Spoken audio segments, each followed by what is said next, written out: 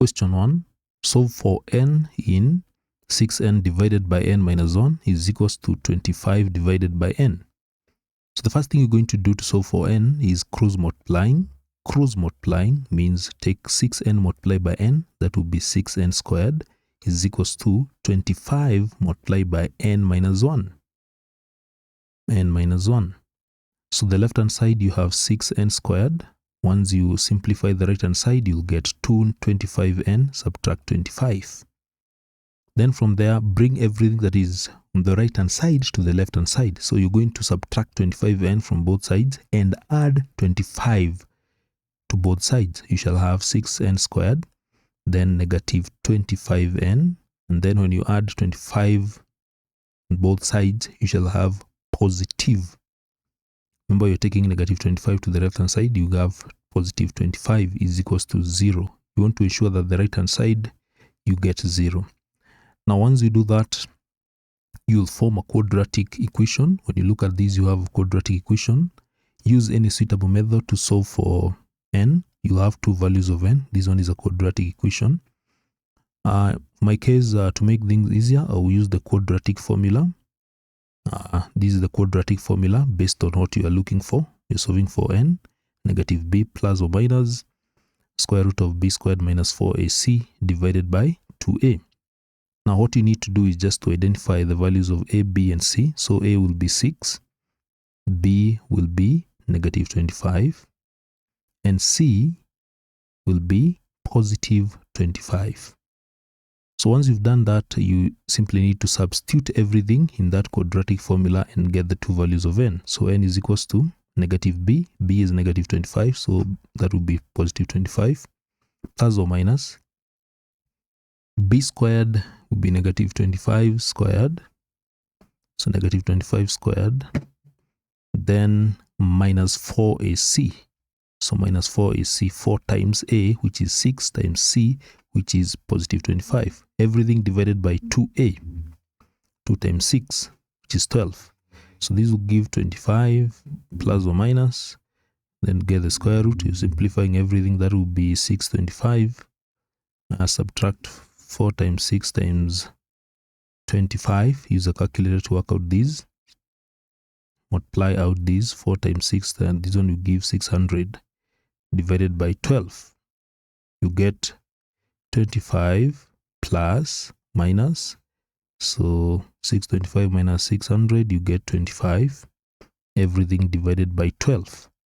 This will give 25 plus or minus the square root of 5, you get 5, and then divided by 12. So now you have the two values of n. The first one, the first value of n, you're going to consider 25 plus 5. 25 plus 5, that will give us 30 divided by 12.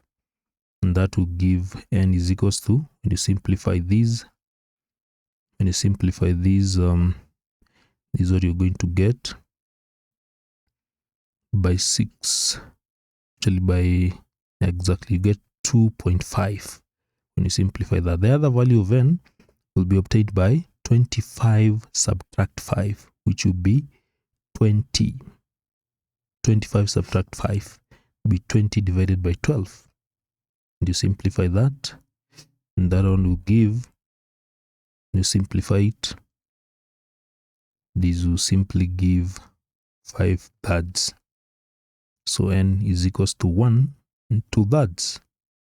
So those are the two values of n. So n is equals to 2.5 and is equals to 1 and 2 thirds.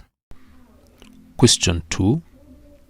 A family used 2/5 of its monthly income on school fees. 3/4 of the remaining amount was used on family upkeep, while the rest was invested. The family invested 13,500 monthly. Calculate the amount of money the family used on school fees every month. 4 marks. So let's begin. Now the family used 2/5 of the monthly income on school fees. So for the school fees, that one is 2/5. That is the fraction used. Then 3/4 of the remaining amount was used on family upkeep. So for the upkeep, this one is 3/4 of the remaining. 3/4 of the remaining amount. So 3/4 of the remaining. What is the remaining?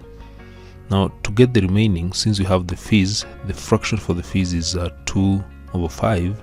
So we assume the whole amount was 5/5. Then subtract the fees, 2/5. This one will give us the remaining fraction. The remaining fraction will be 3/5.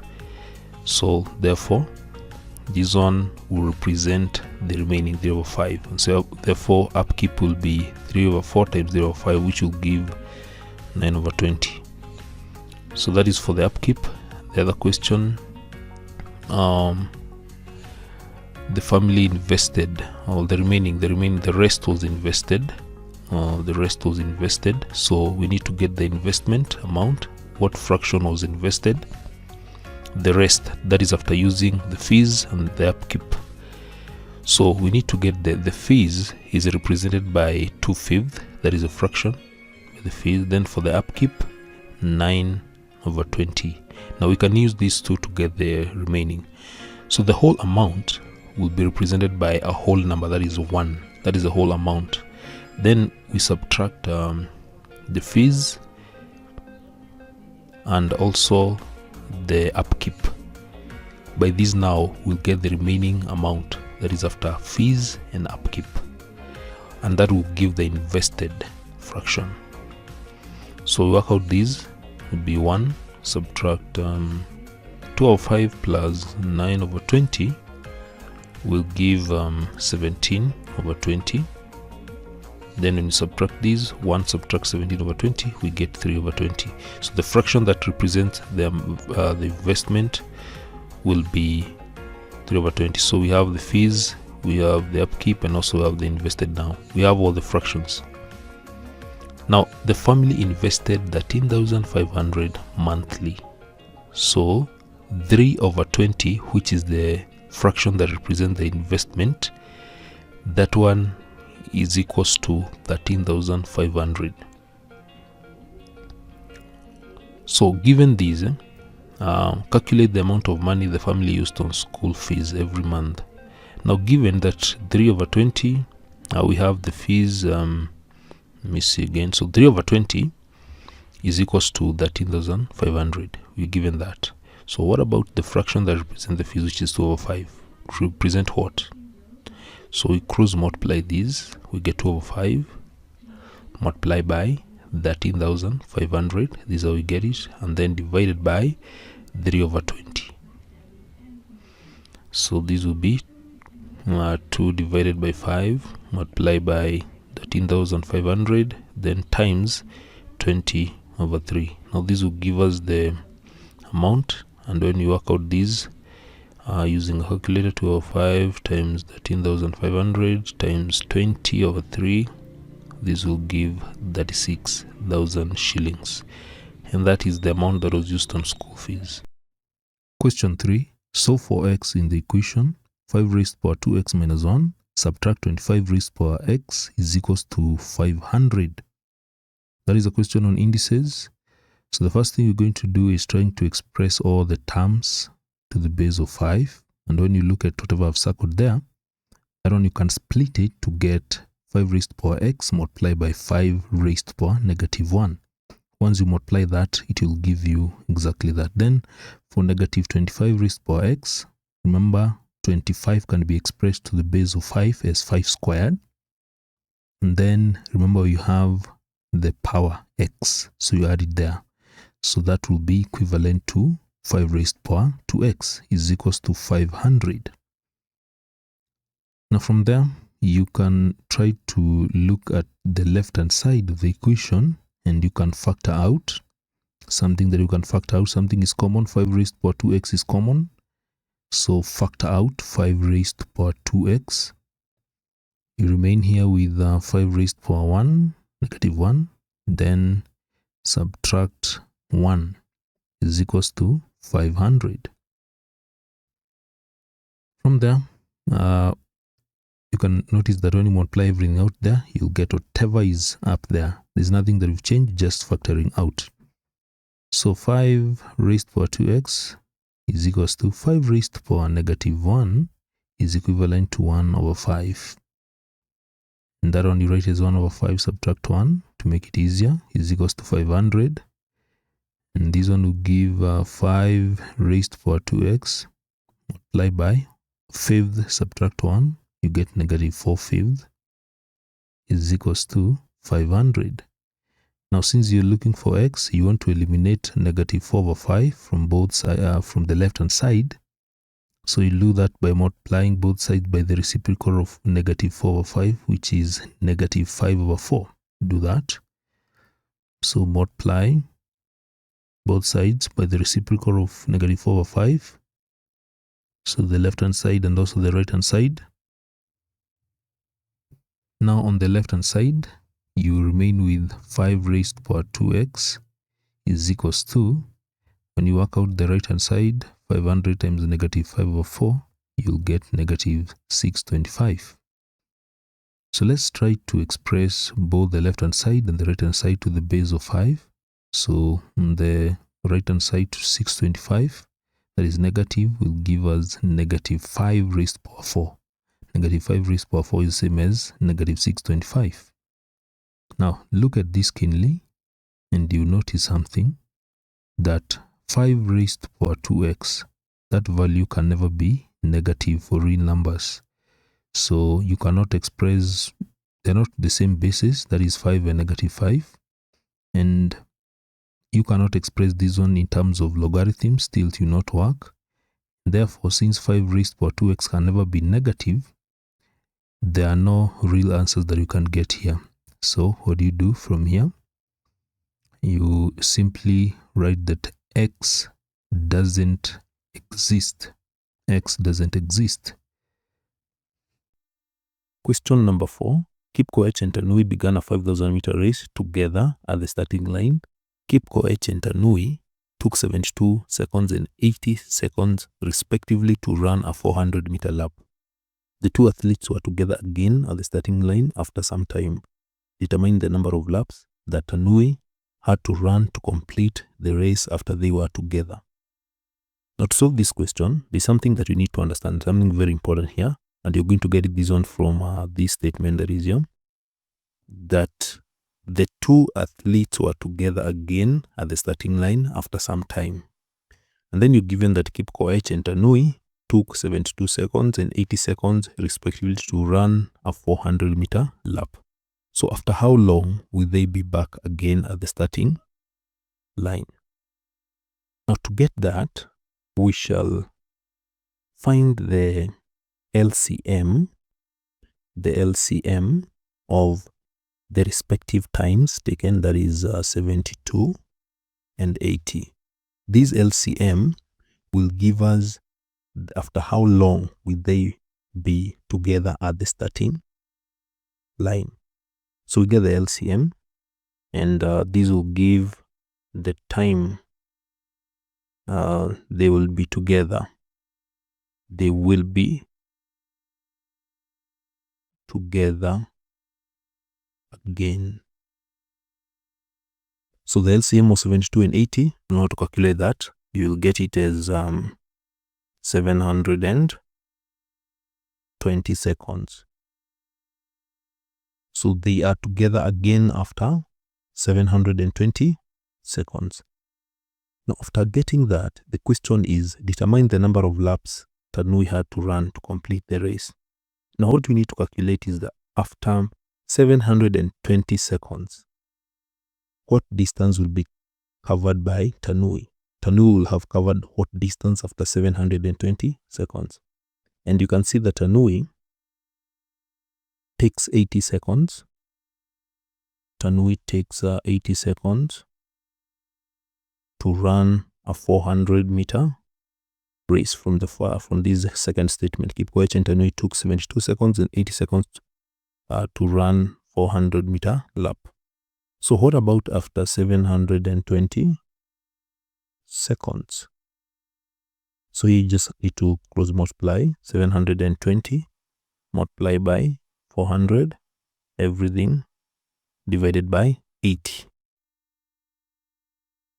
So when you work out this, 720 multiplied by 400 divided by 80, you get the distance covered by Tanui will be 3,600 meters. That is after 720 seconds. What distance was it to cover in total? 5,000. Remember, both of them had to cover a distance of 5,000. So from 5,000, what distance is remaining? So to get the remaining distance,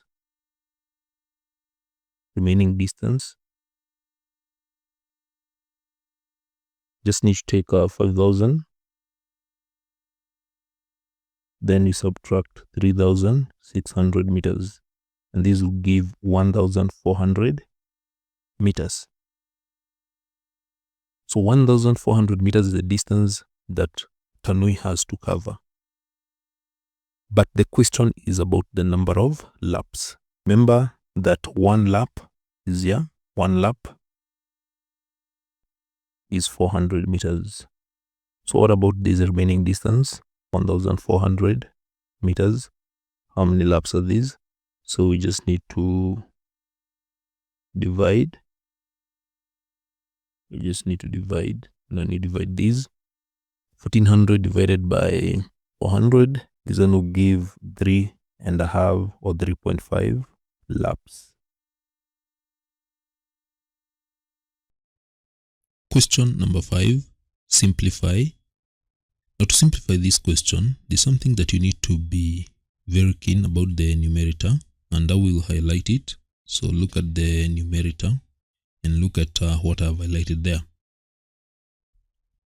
3a minus 4x, 3a plus 4x, that is difference of two squares. So 3a plus 4x, 3a minus 4x.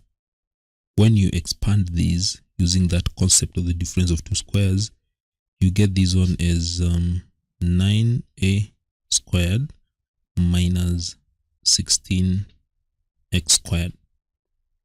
Now after doing that, now you can take the full numerator. The numerator will now be 18ax, subtract, don't forget to put the bracket. In place of 3a minus 4x, 3a plus 4x, you're going to insert what you've got here, 9a squared minus 16x squared. Opening the brackets, you get 18ax minus 9a squared plus 16x squared. Again, look at this. You notice you just need to reorganize these to form a quadratic expression, and I will do that. So let me organize. After organizing these, you get 16x squared plus 18ax minus 9a squared. Now the next step is to factorize these, and to factorize it, you're going to look for two numbers whose product is 16 times negative 9, which is negative 144. So two numbers whose product is 16 times negative 9, you get that. Then the sum should be 18, positive 18.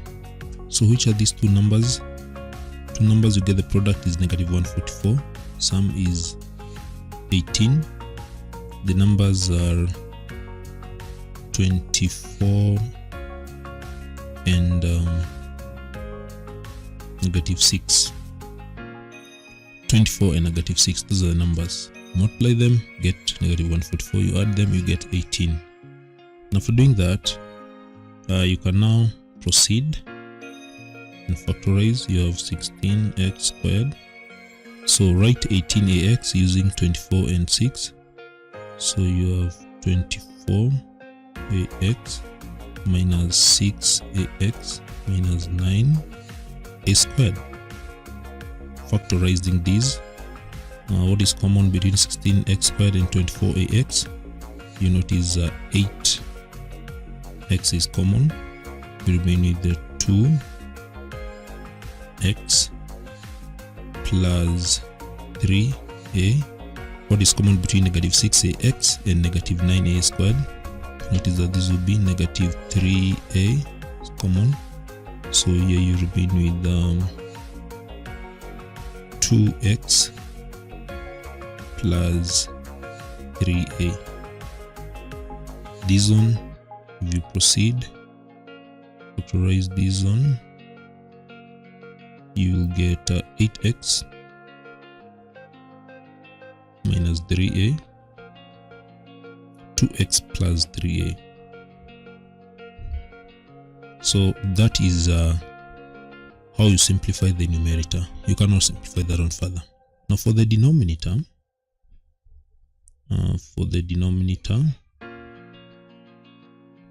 you have 3a minus 8x, and when you look at this, for it to divide with the numerator, there's something that you need to do to this denominator. This one can also be written as root a negative, open the brackets, and this will be 8x plus, and this one is 8x minus 3a. When you open the bracket, you notice this is the same with this. Open the brackets, you just get this. So now to get the final solution, you take the numerator. The numerator is 8x minus 3a, 2x plus 3a, then divide everything by negative 8x minus 3a. Now that stage, now you notice that 8x minus 3a, that one will cancel, will divide out, and you remain with that 2x plus 3a. You divide that by negative. You divide 2x, let me write this one using so you have 2x plus 3a, you're dividing that by negative 1. For the denominator, you have negative 1. And when you divide this by negative 1, divide 2x by negative 1, you get negative 2x, and then plus 3a, divide that by negative 1, you get negative 3a. And that is the final solution.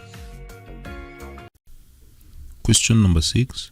In the quadrilateral ABCD, AD is equals to CD is equals to 6 centimeters, and BA is equals to BC is equals to 12 centimeters. Angle ADC is equals to 300. So there is the diagram.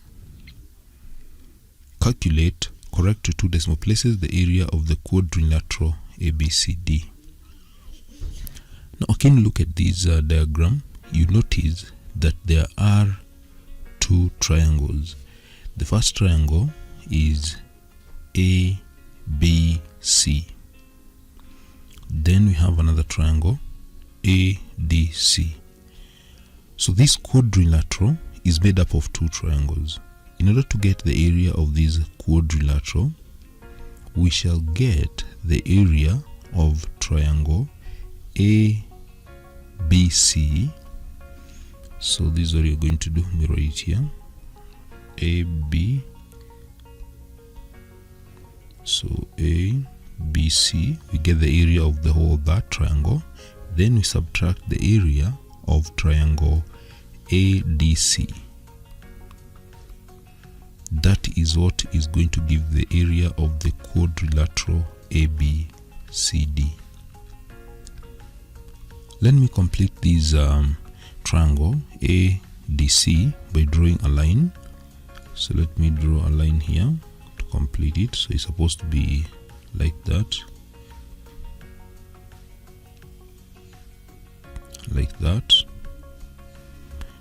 so that I can start by calculating the area of this triangle ADC. So area of triangle ADC. Now when you look at that triangle, it is isosceles, and since you have this angle is 300, this angle here would be equal to 60 angles at a point. Now having this angle is 60, we have this side is 6 centimeters and this side is 6 centimeters. It is possible to use the cosine rule to get the length AC. So therefore AC, we can denote these as this one to be D, this side to be D, and then this one to be side A, and this one to be C. So using the cosine rule, D squared is equals to A squared minus, these are plus, C squared minus 2AC cosine of D. Got D. So this is how you're going to get length AC. So therefore, D squared is equals to A squared is 6 squared plus 6 squared minus 2 times 6 times 6 cosine of 60 degrees. So this will give 36 plus 36, they will give 72 minus, this is 12, this will be 72 cosine of 60 degrees. So therefore D squared will be given by, when you work out the 72 minus 72 cosine of 60 using a calculator, this will give 36, getting the square root to obtain D. So D will be given by 6 centimeters, and this is 6 centimeters. We obtain that, so this is 6 centimeters. Now having that, we can now get the area of that triangle. So area of ADC, let me use, you can use the hero's formula, you can use also the half AB sin theta. So I'll use this formula. So a half times 6 times 6, and then times sine of 60. This is the formula, half AB sin theta. That is the formula that I'm using to get the area of that. So this one will give, working out this one using a calculator, you get this one is 15.59 centimeters squared.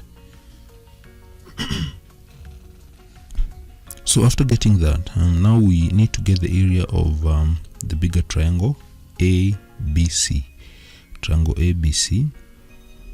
Now for triangle ABC, we can use the hero's formula. We have all the sides. We have 12, 12, and 6. So let's get the area of ABC using the hero's formula, and the hero's formula will be S into S minus A, S minus B, S minus C. Then you get the square root, where S is half of the sum of the sides. The sides are 12 plus 12 plus 6. And this one will give 15. So S will be 15. So now getting the area. So area will therefore be 15 into 15 minus one side, which is 12. 15 minus 12 the other side, then 15 minus 6. You get the square root. So this is how we get the area of triangle ABC, by simply using the hero's formula. Now working out this one using a calculator, you will get the square root. This will give the square root of 1215, which will give 34.86. 34.86. Now you have the area of triangle ABC and area of triangle ADC. Remember how you said that the area of this quadrilateral will be given by the area of the bigger triangle ABC, subtract the area of the other triangle ADC. So now we get the area of ABCD So ABCD, the quadrilateral, will be given by the area of the bigger triangle, which is 34.86, subtract the area of ADC, which is 15.59, and these will give you work it 19.27 centimeters squared as the area. That is how you're supposed to solve that question. Question number 7. A watch loses 8 seconds every hour. It was set to read the correct time at 11:00 hours on Sunday. Determine the time in 12-hour clock system. The watch will show on the following Thursday when the correct time is 05:00 hours. Now, to solve this question, you need to calculate the number of hours from 11:00 hours, that is on Sunday, up to the following Thursday when the correct time was 05:00 hours. So how many hours are those? From Sunday 11:00 hours to the next Thursday 05:00 hours. This is how you're going to calculate it. So from Sunday at 11:00 hours to Monday 11:00 hours, that is 24 hours. That is a full day. Then from Monday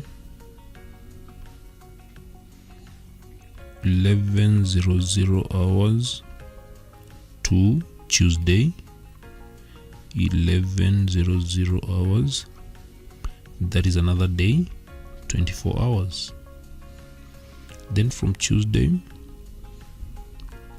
11:00 hours to Wednesday 11:00 hours, that is another full day, 24 hours.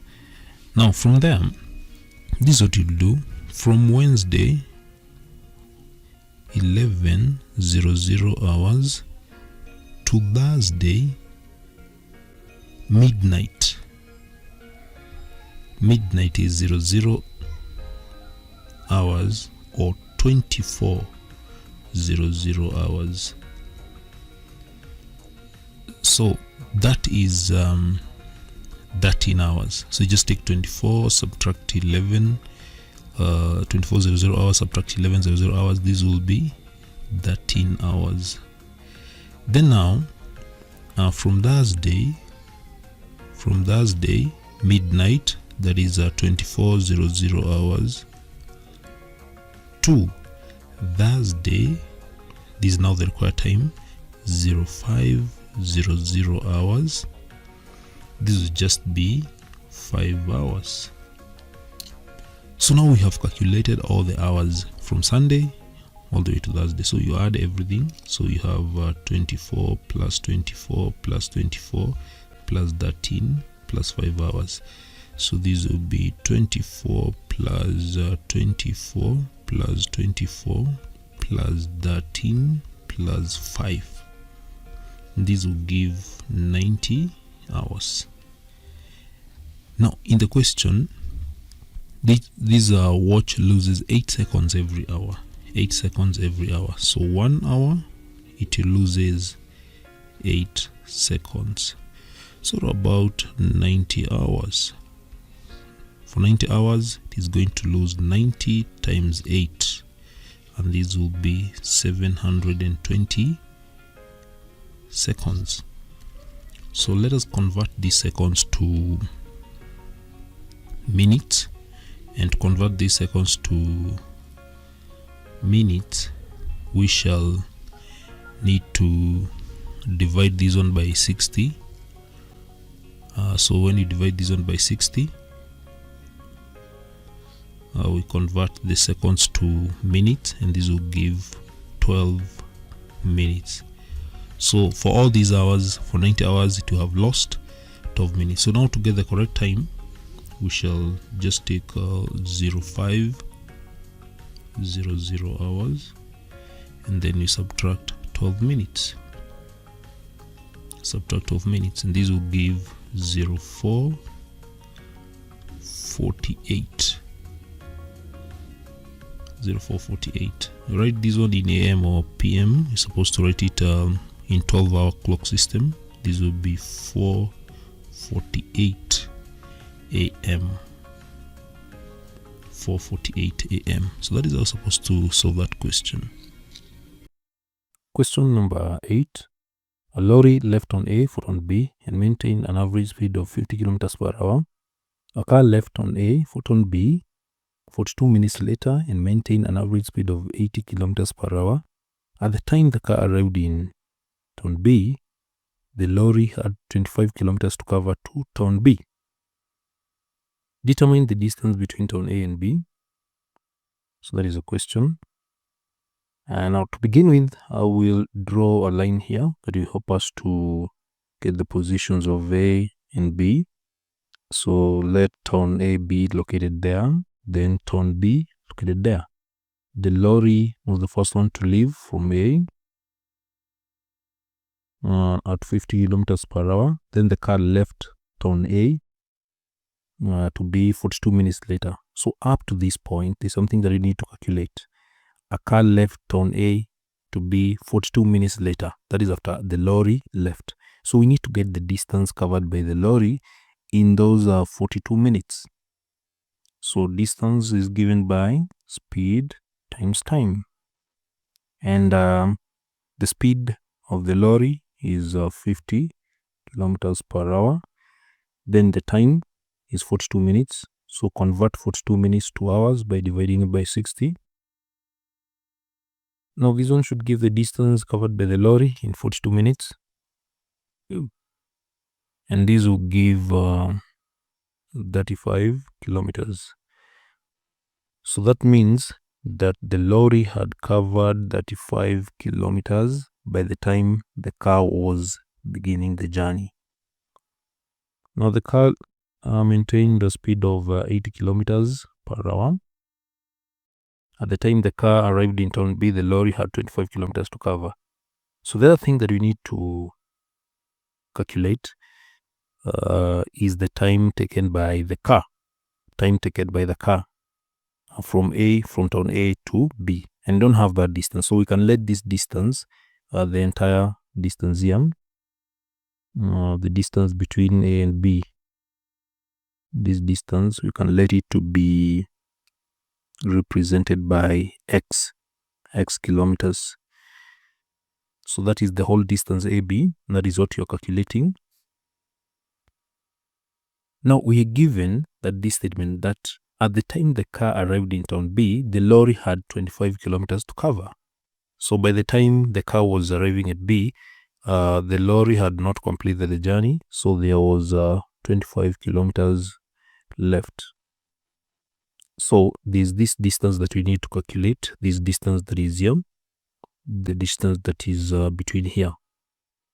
And so it means that this distance that is remaining here, which is given by, since you're given the distance between A and B is x, so this distance will be x subtract. We have 35 on the left hand side, then 25, so that is 35 plus 25 is 60.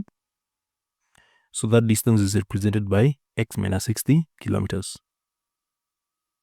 Now this distance covered by the lorry, x minus 60 kilometers, the time that was used to cover that distance is equal to the time taken by the car to cover the whole of this distance, x kilometers.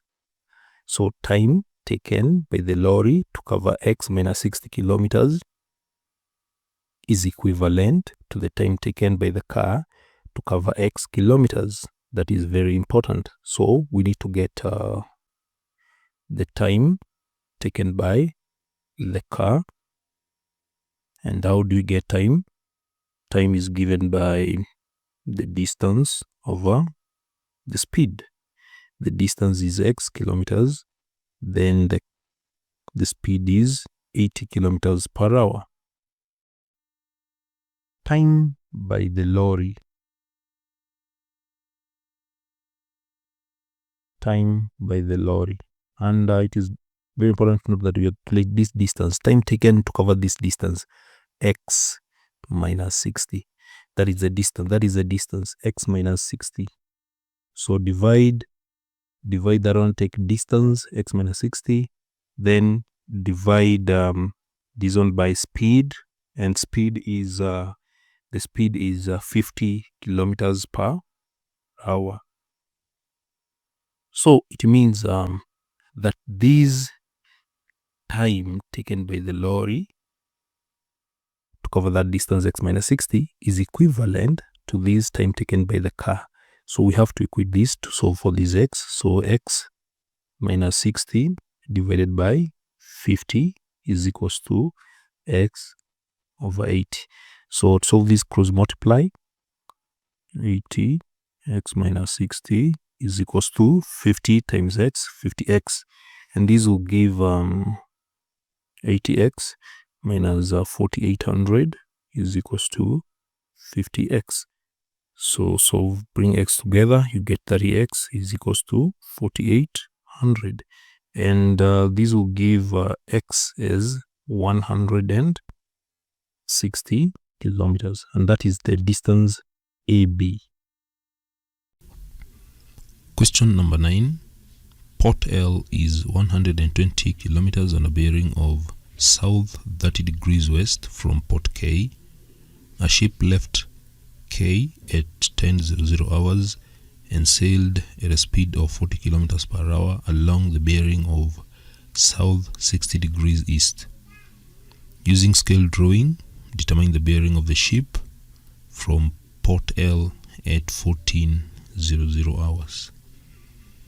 Now, to solve this question, we should begin by doing a sketch.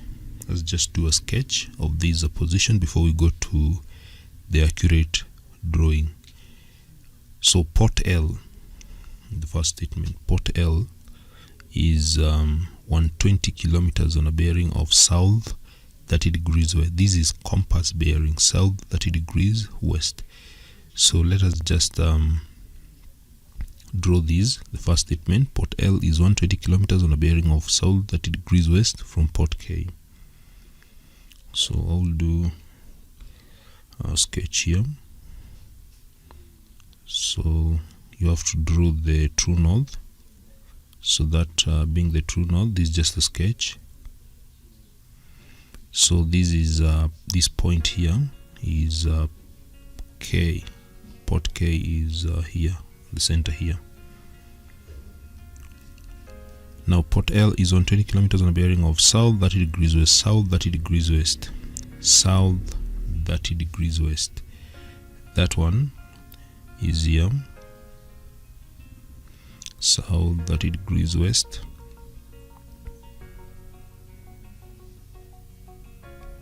This is how we measure it. Remember, this is south, so 30 degrees west, you're going to measure it this way, south 30 degrees west. So that is 30. That is what represents south 30 degrees west from port K. So this is port K is here.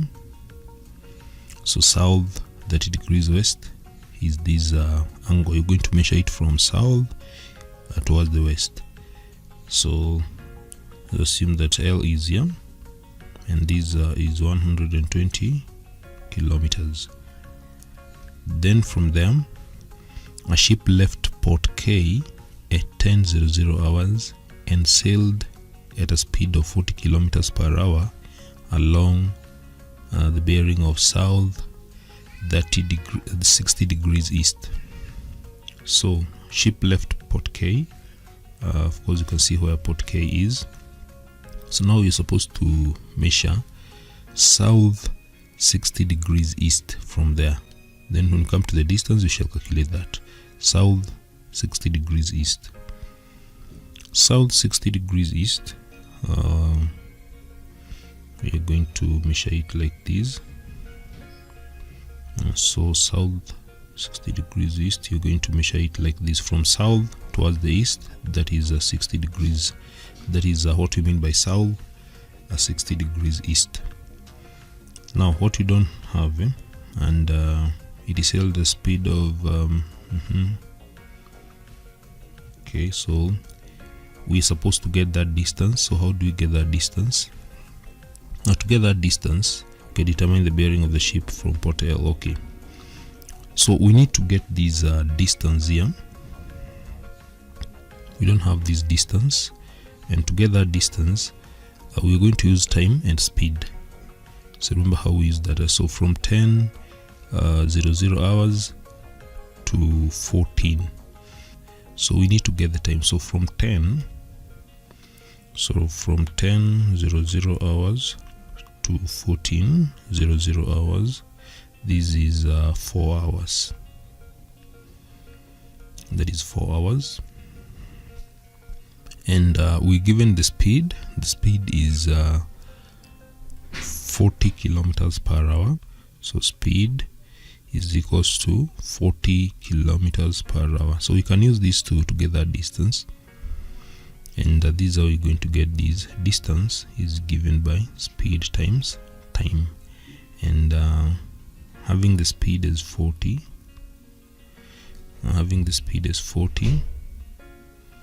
kilometers per hour multiplied by the time, which is 4 hours, you notice that these will be 160 kilometers. So this distance here is 160 kilometers.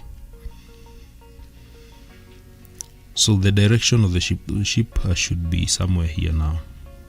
This is where it is. So this distance from this port K to where now the ship is, that is 160. That is what you have calculated using the time here and the speed. So now we need to use these. Remember, we can join these. Places. We need now to have this diagram drawn to scale. This is just a sketch to help you to draw. Now we need to use a scale. Since we cannot use a scale that will represent 120 kilometers in centimeters and 120, so I'm going to use 1 centimeter. I'll use 1 centimeter to represent 20 kilometers. You can still use 40 kilometers as long as you have enough space. I'm just using this one because I have good space to draw and I want it to be visible. So meaning for 120 kilometers, so for 120 kilometers I will just divide this one by 20. Here I'll have to measure 6 centimeters. Then for 160 I'll have to measure 8 centimeters because I'm using this scale. 1 centimeter represents 20 kilometers. So let me go now to the actual drawing. So begin by drawing the true north. So I will draw the true north here. And when you're drawing these, it's only that mine is 90 degrees. Ensure that when you're drawing these true north, this angle should be 90 degrees. Mine is already 90. And this should be the center here. This is port K. So we measure 30 degrees. So take your protractor. So this is how you measure 30 degrees. 30 degrees should be here. It should be here.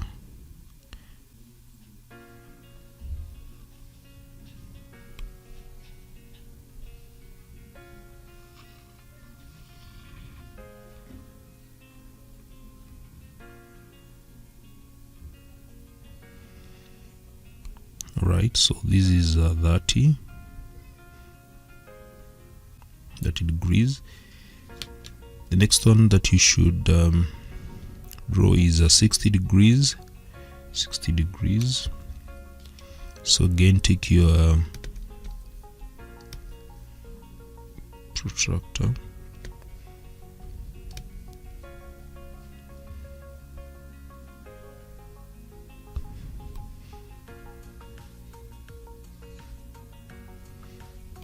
Make sure you're very careful when you're marking it.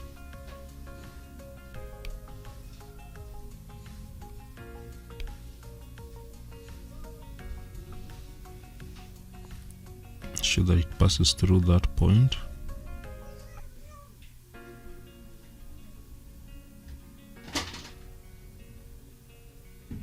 To be sure that you can see that is a 60. And confirm, you can see that is a 60 degrees.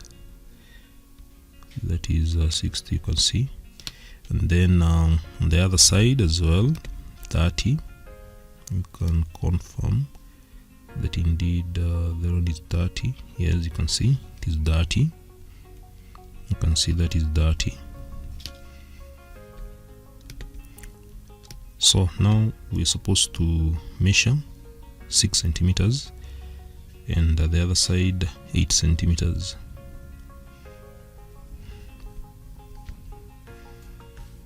So I'll use my pair of compass to do these.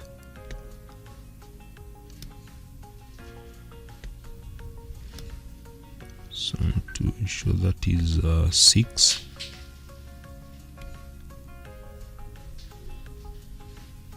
Yes, that is 6. So mark 6 there. Then on the other side we should have 8.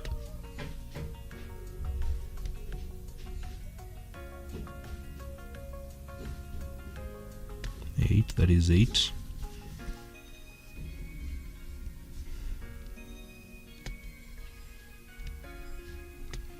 Like that. So here we have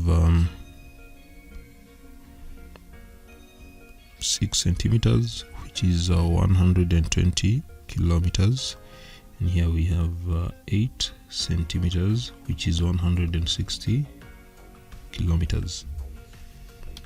And after doing that, we can join. This is where we have L, and this is where we have the ship.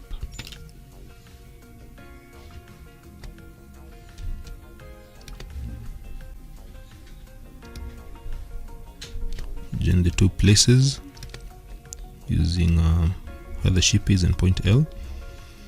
Now let's answer the question. Using scale drawing, determine the bearing of the ship from port L. The bearing of the ship from point L at 14:00 hours. So this is the ship and this is the point. So from point L, so you need to come to point L and draw a true north. You need to be very careful when you're drawing the true north here.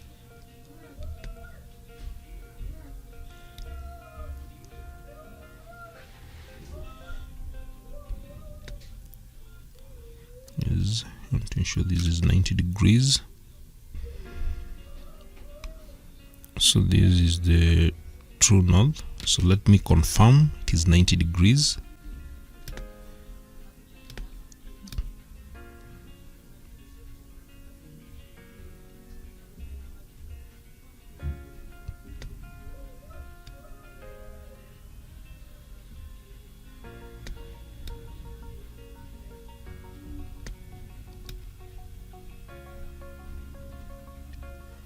As you can see,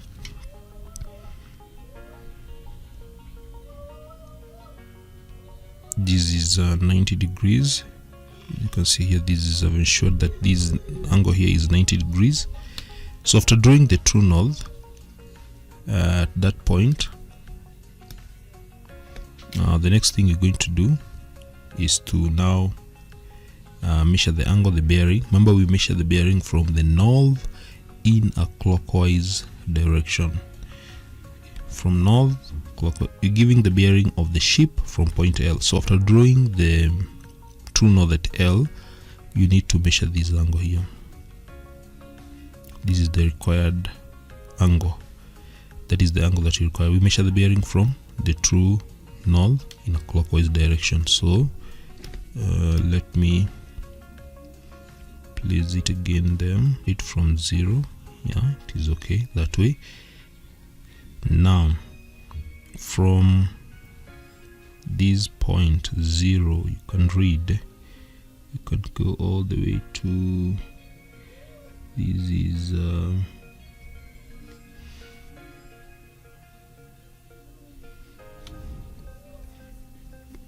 place it properly. This is the angle, and this is at 80, 81, 82. Mine is 82 degrees. So from here 80, 81, 82. So that is 82. So it is 82 degrees. So the bearing of the ship from L is 0.82. 0.82 degrees. You're supposed to give it in you give true bearing in 3 figures. So 0.82 degrees. So that is how you're supposed to solve that question. Question number 10. The image of P -25 under translation T is P prime 22. Q prime 9 - 5 is the image of Q under the same translation T. Determine the coordinates of Q. So the first thing you're going to do is to calculate the translation vector that maps this object P to P prime. And how do we get the translation vector? So translation vector is obtained by taking the image point, subtract the object point. So in this case, the image point is P prime. So when you are doing this calculation, we use the column vector. So P prime 2, 2, we are going to write it like this: 2, 2. That is the image of P. Subtract the object point. The object point is P -2, 5. So -2, 5, like that. And when you subtract these, you get 2 subtract -2, you get 4. Then 2 subtract 5, you get -3, like that. So therefore, the translation vector that maps point P to P prime is 4, -3. Now, given Q prime, this is the image of Q under the same translation, we need to find the coordinates of Q. So we shall let Q, that is the object point, be represented by AB, because we don't know this. And when you write this one in column form, we're going to get AB, like that. Now, how do we translate a point? We add. To translate a point, we add. We take the object point, we add the translation vector. That is how we get the image point. So in this case, to get the image of Q, we shall take the object point of Q, which is AB. So to translate that point, we add the translation vector, which is 4, -3, and that is when we get the image point, that is the Q prime, which is 9, -5. So that is how we carry out translation. So now we need to find AB given this equation. So how do we work out this? We simply need to get AB. So to get AB, we simply need to take 4, -3 to the right hand side, and when you do that, we'll have 9, -5 on the right hand side. Then when you take +4, this is a 4, -3 to the other side. Of course, we subtract 4, -3 on both sides in order to remain with AB. So we shall have 4, -3, like that. And this will give 9 subtract 4, you get 5. Then -5 subtract -3, this one you get -5 plus 3, which is -2. So these now represent the object point Q. So this one is not in coordinate form. So to write Q in coordinate form, you're supposed to write it like this: 5, -2. And that is how you're supposed to solve that question. Question number 11. A Kenyan bank bought and sold United States Emirates UAE dirhams on 2 different dates as shown below. So the dates are shown there, and also the buying and the selling columns are there. A Kenyan tourist who traveled from UAE on 1st of August 2021 converted 130,050 shillings, that is Kenyan shillings, to UAE dirhams. During her stay in UAE, she spent 3520 UAE dirhams. She arrived back to Kenya on 16th of August 2021. On the same day, she converted the remaining amount of money to Kenyan shillings at the same bank. Calculate the amount of money in Kenyan shillings that she received from the bank. Now let's begin from the first statement. This is a Kenyan tourist who arrived on the 1st of August with and converted 130,050 to UAE. So that conversion is from the Kenyan money to foreign money. Kenyan money, KE, then FO for foreign. That is what you're converting. When you're converting it like that, we sell. So this acronym will help you, Kcse. It will help you to work out these questions. So when you're converting Kenyan money to foreign money, you sell. So in this situation, we are going to sell, to use the 1st of August, we sell, that is 28 shillings and 90 cents. So let us do that. So 1 UAE dirham sells at 28 Kenyan shillings. These are 28 and 90 cents. So what about 130 and 50 Kenyan shillings? So to work out these, we shall divide. We just take 130 and 50 shillings. We divide by 28 and 90 cents. So this will give the answer in dirhams. So working out these using a calculator, 130,050 divided by 28 and 90 cents. This will give 4,500 dirhams.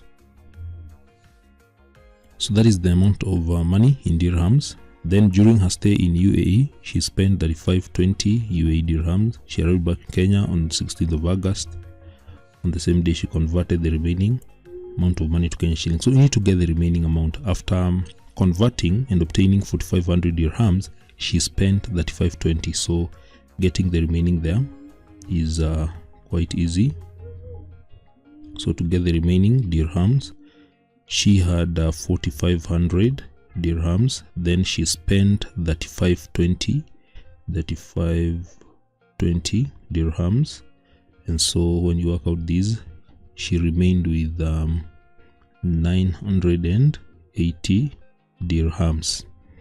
Then she converted these dirhams when she arrived back to Kenya on 16th of August to Kenyan shillings. So now this conversion is from foreign. Now we are converting foreign money to Kenyan shillings.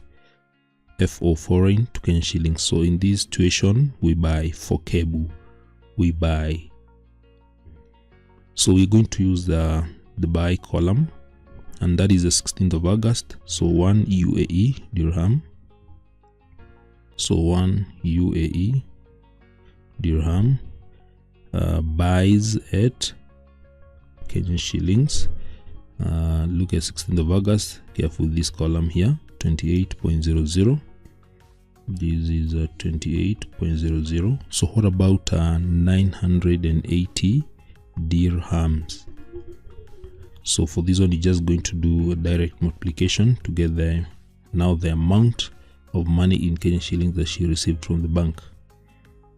So this would be 980 multiplied by 28 and 0 cents, and these will give, when you multiply these, same calculator, you get 27,440 Kenyan shillings. Question number 12. An electric post erected vertically is 20 meters from point P on the same level ground. The angle of elevation of the top T of the post from P is 30 degrees. Given that S is the midpoint of the post, calculate correct to one decimal place the angle of elevation of S from P. So we shall start by drawing a sketch of these post in the point P. So this is the level ground, and the post is here. So that is the post. So this is the post, and then the point P. Point P is somewhere here. So electric post is 20 meters from point P, so this is 20 meters. Then the angle of elevation of the top T of the post, so this is the top of the post, that is the point T, is 30 degrees. So can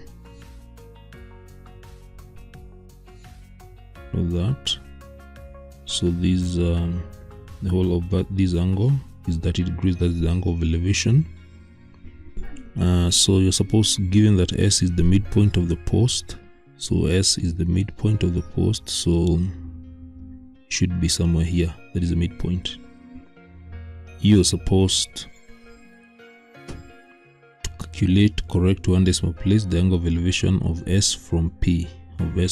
So we need to add the line here, that one. So what we need to get is this angle. This is the angle of elevation. That is the required angle, the angle of elevation of S from P. This is the angle. So that is what you're supposed to calculate. So what will help us is this triangle P, then where we have the post, one is 90. This one should be 90 degrees. This one should be 90 degrees. So the entire of this triangle P, where we have the post, and T. So using this angle of elevation of T from P, this 30 degrees, and we are going to use a tangent to get that. Considering that triangle, we can solve it as a tan of 30 degrees is given by, tangent is given by opposite side. The opposite side is the length of the post. This is the length of the post. We can call these we can call it Y. The post, we can call that Y. Then over the adjacent. Adjacent is the horizontal distance, 20 meters. So we get Y. So Y will be given by 20 tan of 30. And this will give, using a calculator to do this, you get this one as 11.55 meters. This is the height of the post. That is the height of the post. Now, there's another statement here that is going to help us, given that S is the midpoint of the post. So if we have the size of the post, or the length of the post is 11.55, the midpoint will be half of that. So we just need to divide this 11.55 by 2, and this will give 5.775. So this one should be 5.775. This one as well, 5.775. Since you have the length of the post is 11.55. Now, having that, we can now consider using this triangle. You can consider using this one, and that one will give us the angle of elevation of S from P. So using that, using this triangle I've shaded here, remember we are calculating for this angle X, that is the required angle. The angle of elevation of S from P is X, so tan of X degrees is equals to the opposite side. Now this is the half of that distance of the post, which is 5.775 divided by the horizontal distance 20. So this gives tan of X. You divide this 5.775 divided by 20, you get 0.2888. Getting the tan inverse of tan X, you get X degrees is equals to tan inverse of 0.2888. This will give 16 point. Required to give correct one decimal place, it will be 16.1 meters. And that is how you're supposed to solve that question. Question number 13. Given the matrix A there, 2, 6, 2U, 5, B, 7, negative U, negative 3, 5, and BA is given, determine the values of UV and W. So this question is basically testing on the multiplication of matrices, and that is what you're going to begin with by getting this product BA. Getting the product BA. BA means we take the matrix B, which is given by 7, negative U, negative 3, and 5, and we multiply that with the matrix A, which is 2, 2U, 6, 5. So let us multiply these. These two matrices are compatible. So we begin row 1, column 1. Row 1, column 1. And this one will give 7 times 2. 7 times 2. Then plus negative 3 times 2U.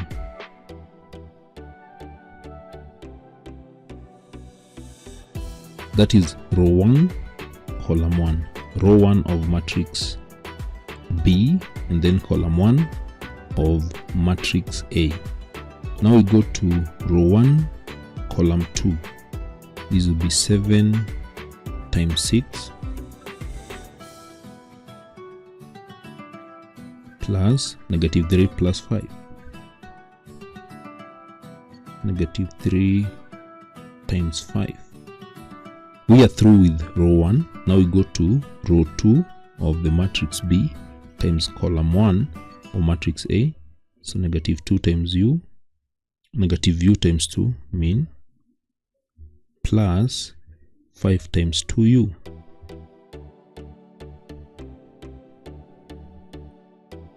Row 2, column 2, negative U times 6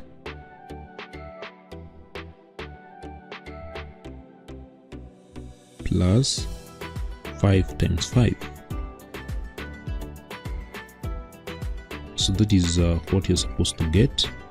Now we can simplify these, and when you simplify these, you will get 7 times 2 plus negative 3 times U. You get, this will be 14 minus 6U. Then 7 times 6 plus negative 3 times 5, you will get 42 minus 15, this will give 27. Then you go to row 2, negative U times 2 plus 5 times 2V, this will give negative 2U plus 10V. Then the last one, negative U times 6 plus 5 times 5, we're going to give negative 6U plus 25. So that is the product BA, and you're given that BA, this product, is equivalent to 216 VW, like that. So using these, using now whatever we have here, using that, it is possible now to be able to get the values of U, V, and W. And this is what you do. Since this one is a 2 by 2 matrix equated to a 2 by 2 matrix, we can simply take this one. This one is equals to this. The first item in the first row of the first matrix is equals to, it matches directly with the first item in the second matrix. So 14 is minus 6u is equivalent to 2. So work out this and you get 6u. This will be 6u is equals to 6u is equals to 12, and u will be given by 12 divided by 6, we get 2.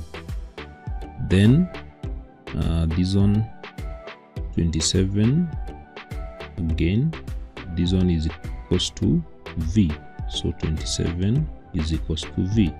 So already that one we've already got the value of v, which is 27. Then for w, w is here, so that one matches with this value here.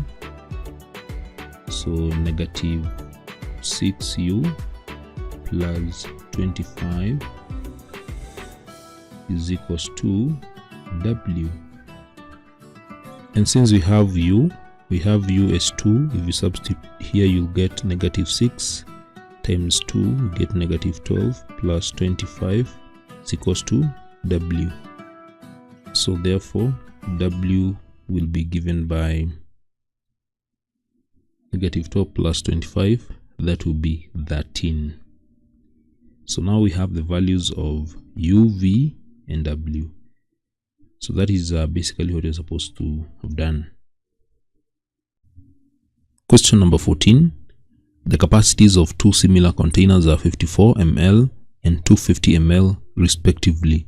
The difference in the heights of the two containers is 4 centimeters. Calculate the height of the larger container. So we're going to begin by noting what you're already given here. You're given the capacities of similar containers. So the moment you notice that you're talking about similar containers, you should always think of similarity. And when you are solving questions on similarity and you're given capacity, you should notice that capacity is the same as volume. So these two will give us the volume scale factor. This is the ratio volume scale factor, which is the ratio of volumes of two similar containers. So in this case, you have the larger container which has a capacity of 250 ml. So therefore we are going to get a volume scale factor by using the volume of the larger container, which is 250, divided by the volume of the smaller container, which is 54 ml. So that is how we get the volume scale factor, the ratio of the volume of two similar containers. So we can simplify this by dividing the numerator and denominator by 2. We get 125 divided by 27. That is when you divide everything by 2. Now there is something that you are required to get. Calculate the height of the larger container. Now, having volume scale factor, we need now to know how do we use the volume scale factor to get the height. The height is the length, and in similarity we get the length of two similar figures by using the linear scale factor.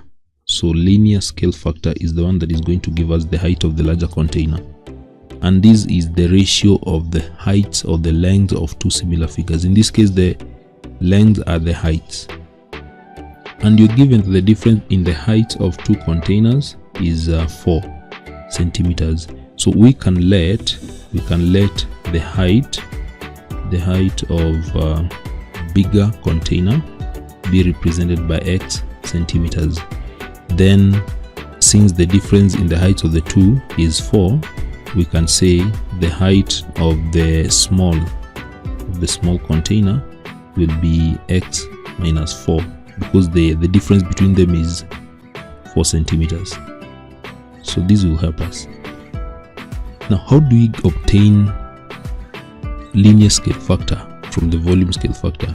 You simply need to know this, and this is very important, that linear scale factor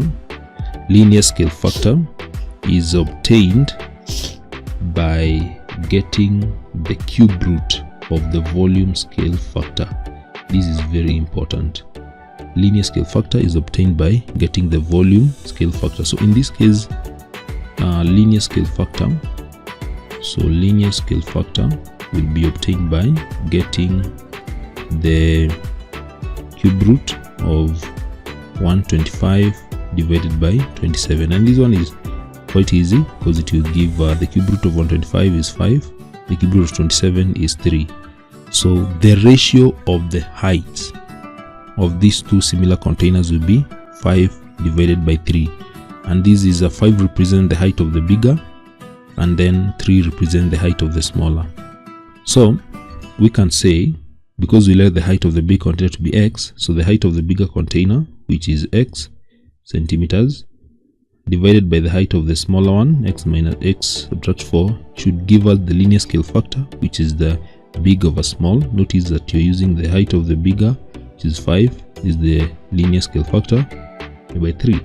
Now when we work out these, we'll be able to get the height of the larger container. So you cross multiply these, x multiplied by 3, this will give 3x is equals to 5 times x minus 4, this will give 5x minus 20. So we solve for x, we take x together, this will be 3 minus those will give, we take this one to this side, it will give minus 2x is equals to negative 20. So you divide both sides by negative 2 and you get x to be 10 centimeters. And remember that we let the height of the bigger container to be x, and that is the question. The height of the larger container therefore will be 10 centimeters. Question number 15. The table below shows the mean marks in mathematics test of two classes. So we have class X and Y, the number of students are given there, then the mean mark for each of those classes. Now we're supposed to find the mean mark of the classes, meaning we are supposed to find the mean mark of the combined classes. So it is the mean of combined classes. How do we get the mean of combined series? In this case, these are the classes. Now we're going to let the number of students for class X to be represented by N1, then number of students for class Y to be represented by N2. Mean mark for class X to be represented by X bar 1, then for class Y, X bar 2.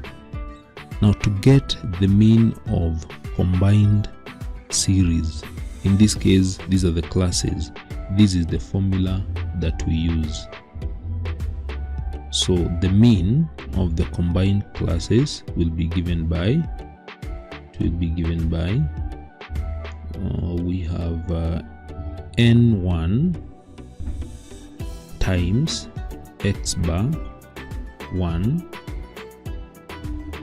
plus N2 times X bar 2 divided by the total number of students in both plus x and y, which is n1 plus n2. This is how we get the mean of combined series. So this will give, so the combined mean will be n1, which is 43 times 65, that is x bar 1, and plus n2, which is 45 times x bar 2, which is 62, divided by n1 plus n2 will be 43 plus 45. So use the calculator to do this, and this is what you're going to get. 43 times 65 plus 45 times 62 divided by 43 times 45. This will give 63.47. 63.47. That is the mean mark of the classes. Question number 16. The base ABCDEF of a right pyramid is a regular hexagon of side 2.5 centimeters.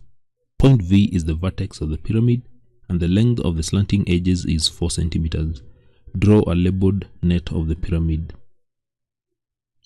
Now, in order to draw this net, the pyramid, we need to first draw the hexagon. That is the base. And the hexagon is a 6-sided figure, and it is a regular one. So means that all the sides are equal. That is 2.5 centimeters. So I'll just begin by sketching what you're required to draw accurately the net. So the hexagon, drawing the hexagon. This one is just a sketch that will help me to come up with the hexagon. So just constructing the net. So this is 1, 2, 3, 4, 5, 6. So a hexagon looks like that, and all the 6 sides are equal. That is 2.5 centimeters, 2.5 centimeters each. Now something else that you require is this point V. Point V is the vertex of the pyramid, and the length of the slanting edges is 4 centimeters. So in order to draw this net, you require to have triangles like this complete, and this is where we shall have V. V will be this vertex here. So these lengths, these are the slanting edges, and they will be each 4 centimeters. So we need to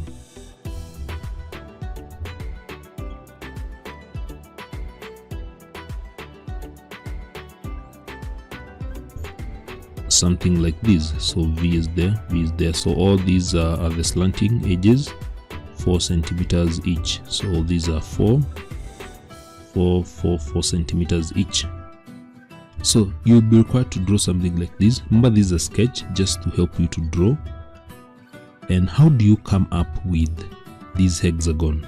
Now you need to know hexagon is 6-sided figure, and for you to construct, since you're given this length as 2.5 centimeters, you need to obtain the center. When you obtain the center, it will help you to construct that hexagon. And we know that if we construct a triangle here from the center, this angle will be equivalent to 60 degrees. How do you get 60 degrees? Because you know that since this one is a 6-sided figure, the total number of angles, if you can complete all these triangles here, if you can complete all these angles, how many are there? 6. There will be 6 angles, and all these angles are equal. So to get the size of one angle, you just take 360 divided by 6. That is how you end up with 60 degrees. And since this length is equal to that length, this is the radius, you'll notice that this triangle will be an equilateral one, since this will be 60 degrees, and then the remaining 2 angles must be equal, so this one as well will be 60 degrees. So this one triangle will be this triangle will be equilateral of sides 2.5 centimeters and each angle to be 60 degrees. So when we identify this center, we will simply construct a circle using that center, and that will help us to construct the hexagon. So let us go now to the actual construction and see how we're supposed to do that. That was just a sketch, and this is how we shall do it. So you require a pair of compass and a ruler. So let me begin by drawing that line, constructing line.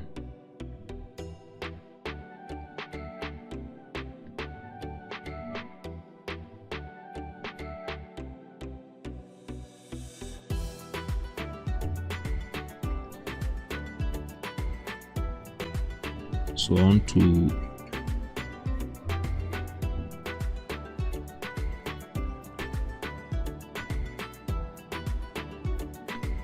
now I want to measure 2.5 centimeters. So 2.5 centimeters. So 2.5 centimeters is there. There is a 2.5 centimeters. So I mark that. Then since this one is an equilateral triangle with the same length, you mark an arc there. Then without changing anything, this is how you construct an equilateral triangle of sides 2.5. So you cut that arc, and then you can join this point here, the straight line. So join that,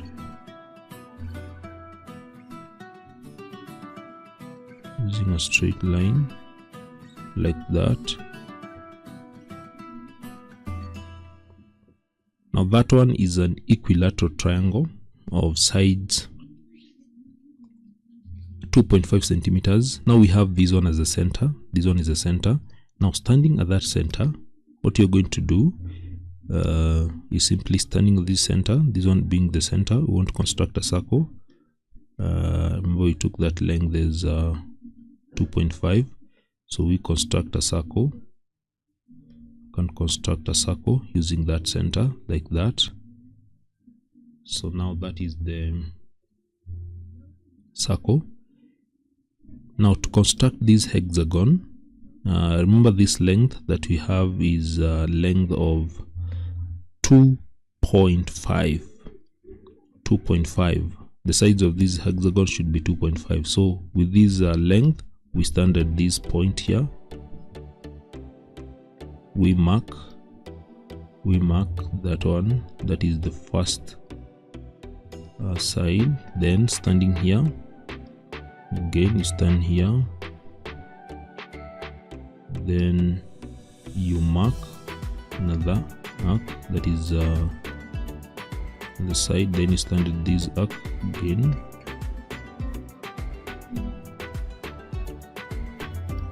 mark that. You stand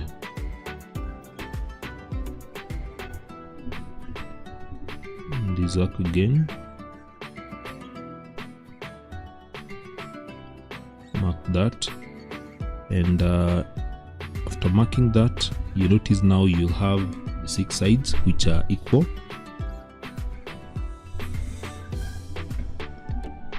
So now you can join this point. The first point is here, join that one to this one.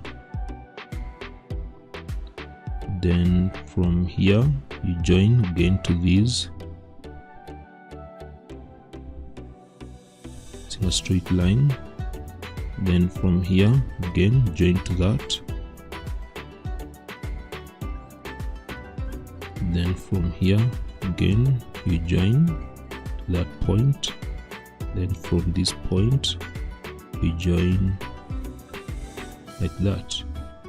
And that is the regular hexagon. All these sides are equal.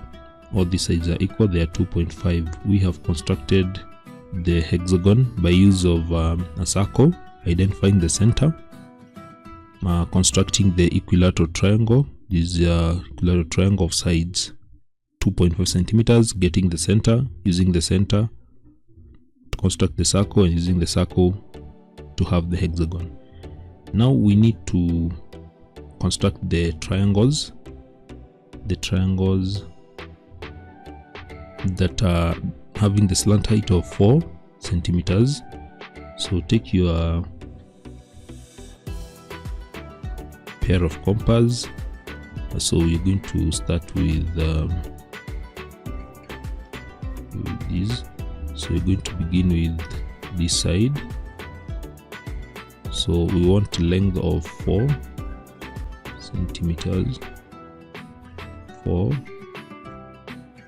So that is 3.9. That is 4. So we need to make this one to be slightly smaller, like that.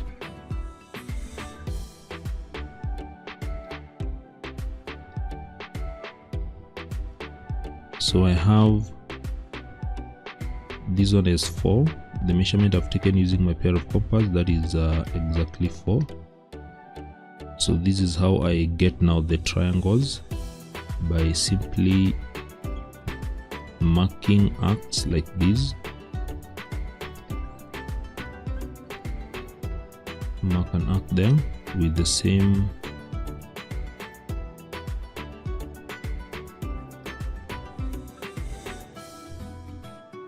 so let me mark with this measurement of 4. So mark an arc there. This measurement is 4. Then stand at this point. Then cut that arc. Then go to the other side. Go to the other side again. You mark an arc there. Then stand on this side, this point. Then cut that arc. Then go to the other one. Here's how you do it. Then stand at this point. Then cut that arc. That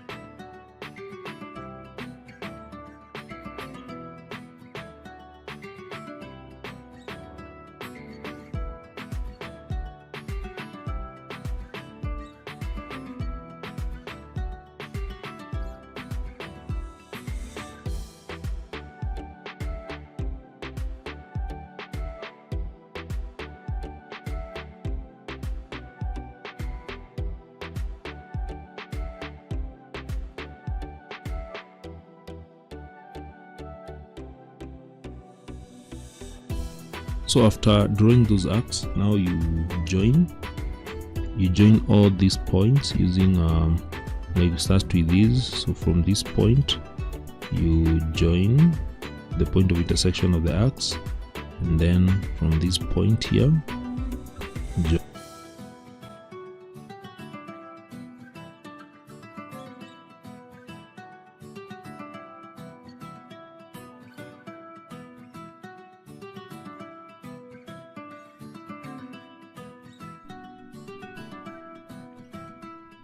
And that is how you're supposed to carry out that construction. Now you have point V. Point V is here, so vertex is here. That is how you have the vertex. Vertex is there. Then all these slanting heights are equal. They are equal to 4 centimeters, like that. So this is 4 centimeters. This is 4, this is 4, all of them are 4. And now you have the pyramid with base being hexagon of sides 2.5. This is a 2.5 each, these sides are 2.5, and that is how you're supposed to carry out that construction.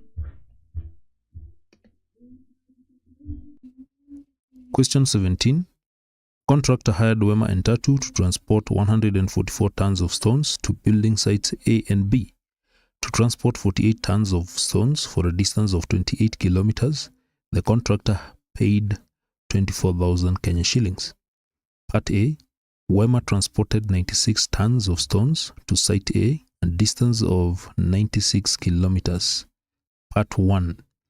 Calculate the amount of money that was paid to Wema. Calculate the amount of money that was paid to Wema. So let's go to the statement. The contractor hired Wema and Tatu transport 144 tons of stones to sites A and B. To transport 48 tons. To transport 48 tons for a distance of 28 kilometers. The contractor paid 24,000 Kenyan shillings. Now from that statement, that is actually where we're going to use in order to get the amount paid to Wema for transporting 96 tons.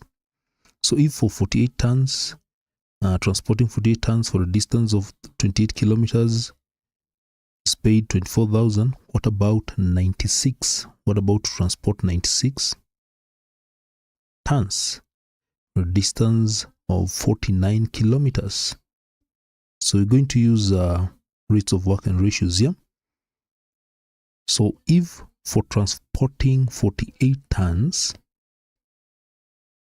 is paid 24,000, what about for transporting 96 tons?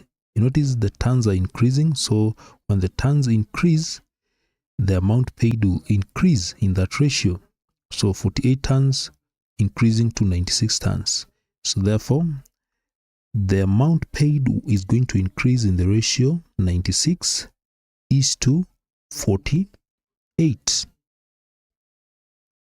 Then we multiply by, let's go to the other one. So for transporting a distance of 28 kilometers, is paid 24,000. What about for transporting a distance of 49 kilometers? So notice that the distance is increasing from 28 kilometers to 49 kilometers. So the amount paid is also going to increase in the ratio 49 to 28. That is how the ratio is going to increase. And we multiply now by the amount, that is 24,000, in order to get the amount paid to Wema. So work out this one very fast using a calculator, and you'll get this will give 84,000 shillings. So that is the solution for the first part, the amount paid to Wema for transporting 96 tons for a distance of 49 kilometers. Part 2. For every 8 tons of stones Wema transported to site A, he spent 3,000 shillings. Calculate the profit Wema made. So for every 8 tons, transported, he spent 3,000. So what amount did he spend for transporting 96 tons? 96 tons. So because he's spending 3,000 for every 8 tons, we're going to take 98. Now to get the amount that is spent in total for 96 tons, we're going to take 96 divided by 8. And the reason we're doing that is because for every 8 tons, that is when he spends 3,000. So we multiply this one by 3,000. So when you multiply this one, you get he spent 36,000. That is the amount spent. Now we need to get the profit, calculate the profit. So how do we get the profit? For the profit, we're going to use the amount of money that was paid to Wema. Amount of money that was paid to Wema in part A, it was 84,000. So profit is equals to 84,000. Subtract the amount spent, transport, and that is 36,000. And this will give 48 50,000 shillings. Part B, Tatu transported the remaining 48 tons of stones to site B, a distance of 84 kilometers. If Tatu made 44% profit, calculate the amount of money Tatu spent to transport the stones. So when you look at this question, we're going to use the first part to get the amount of money paid to Tatu for transporting 48 tons for a distance of 84 kilometers. Remember, the contractor pays at this rate, and the first one here, there's this part here, to transport 48 tons, a distance of 28 kilometers, the contractor pays 24,000. That is what you're going to use. That is what is going to give us the amount of money paid to Tatu. So the contractor pays this. So for 48 tons, for a distance of 28 kilometers, 24,000 shillings is paid. So now we want to get the amount paid to Tatu for transporting 48 tons, a distance of 84 kilometers. So what amount? So for transporting 48 tons, that one, the ratio remains the same, 1:1. Transported 48 tons, and that one is paid at 24,000. So the ratio there will be 1, 48 divided by 48. Now for this part, for 28 kilometers, 24,000 is paid. So what about when the distance increases? So when the distance increases from 28 to 84, the amount paid increases in that ratio, 84 is to 28. And then we multiply now by the amount paid. So this is what is going to give us the amount paid to Tatu. So when you multiply this one out, you will get 72,000. So this is the amount that was paid to Tatu. Now, you're given that if Tatu made 44% profit, calculate the amount Tatu spent, that is the expenses spent on transporting the stone. So this one is inclusive of the profit, 72,000. And we are going to get the profit. So we shall get the profit by taking 44%, because this is the whole amount that was paid to Tatu. And this is the amount that you're going to use to get the profit. So we're going to get 44% of this amount paid to get the profit. So 44 times 72,000. This is going to give us the profit, and the profit here will be 31,680. 31,680. That is the profit. So now, to get the amount spent, we shall take the amount paid. Then we subtract the profit which is that 31,680, and this is going to give us the amount spent or the expenses. So this will be 40,320. So that is the amount to spend to transport the stones. Part C. Determine the ratio of the profit made by Wema to that of by Tatu. So Wema to Tatu ratio of the profit. So we start with Wema. What profit was made by Wema? We have it in part 2. We got it in part 2 of the question as 48,000. So the profit was 48,000. Then for Tatu, we have the profit here. I've just calculated it, 31,680. So the ratio of the profit therefore will be 48,000 ratio 31,680. So what you need to do now is to simply divide this. You can divide this to simplify this ratio, 48,000 divided by 31,680. Write it in the simplest form, and this will give 50. Use your calculator. 50 is to 33 divided by 33. If you use a calculator to divide that to the simplest form possible, and this ratio will therefore be 50:33. That is the ratio of the profit. Question number 18. A shot put is spherical and has a mass of 7.26 kilograms. It is made of a metal with a density of 6.93 grams per centimeters cubed. Take pi to be 10⁻⁷. A. Determine the radius of the shot put correct to 1 decimal place. Well, the first thing you're going to do is to check what you're given.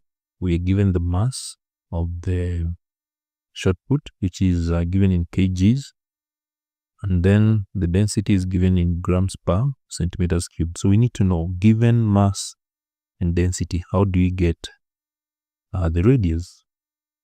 So to get the radius, we need to get the volume of this spherical shot put. So to get the volume, volume is given by mass over the density. I need to be very careful, since you can see the mass is given in kilograms, so you need to convert these into grams, since the density is given in grams per centimeters cubed, so that you can have uniformity of these units. So multiply this by 1000, and this one will give 7260 grams. Now we can proceed and get the volume. Volume is equals to mass, which is 7260 grams, divided by density, which is 6.93 grams per centimeters cubed. So once you work out these, you will get the volume of this spherical shot put. So use a calculator to do this, and when you divide it, you get 1047.62. So approximately 4 significant figures. Of course, you're supposed to write this on to 1 decimal place. So correct 1 decimal place, it will be 1047.6. So this will be centimeters cubed. So that is what you're supposed to get as a volume. Now, once you get the volume will assist you to get the radius. Since this one is a spherical shot put, how do you get the volume of a sphere? So volume of a sphere is given by this formula, 4/3 pi r cubed. So since you have the volume, you just need to equate. So 1047.6, which is the volume, is given by 4/3 times pi, which is 22/7, times the radius cubed. So making r the subject of this formula, you get r to be given by the cube root of 3 multiplied by 7 times 1047.6, everything divided by 4 times 22. So when you work out these, you get the radius. So use a calculator to do these. And this one, correct 1 decimal place. I'm trying to give all the answers. Although you given is how to give the radius correct 1 decimal place. This will give 15.8 centimeters. So that is how you get the radius of that shot put, by first getting the volume, then use the volume to get the radius. Part B.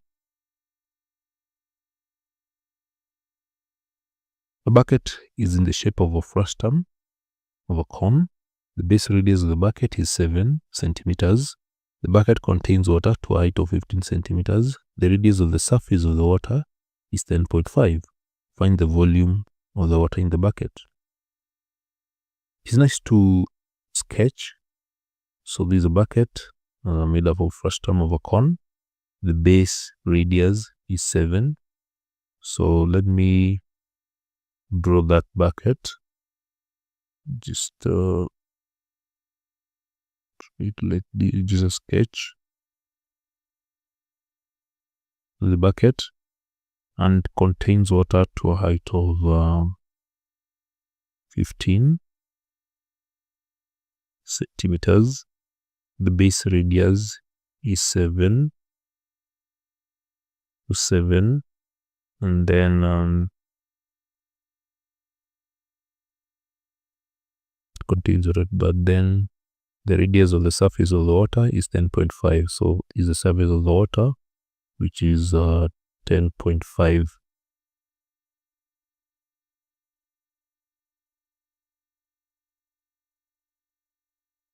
So this is 10.5. Now, having that, we're supposed to find the volume of water in the bucket. Now, to do this, we shall complete, let's complete this cone like this. This is how it was before it was cut. And we shall let this ought to be height of this cone, so that we have two cones. So to get the volume of water in the bucket, you can see we have two cones. We shall get it by first getting the volume of the bigger cone, the cone that runs from 15 centimeters plus h, then subtract the smaller cone with a radius of 7. By doing so, we shall get the volume of the water.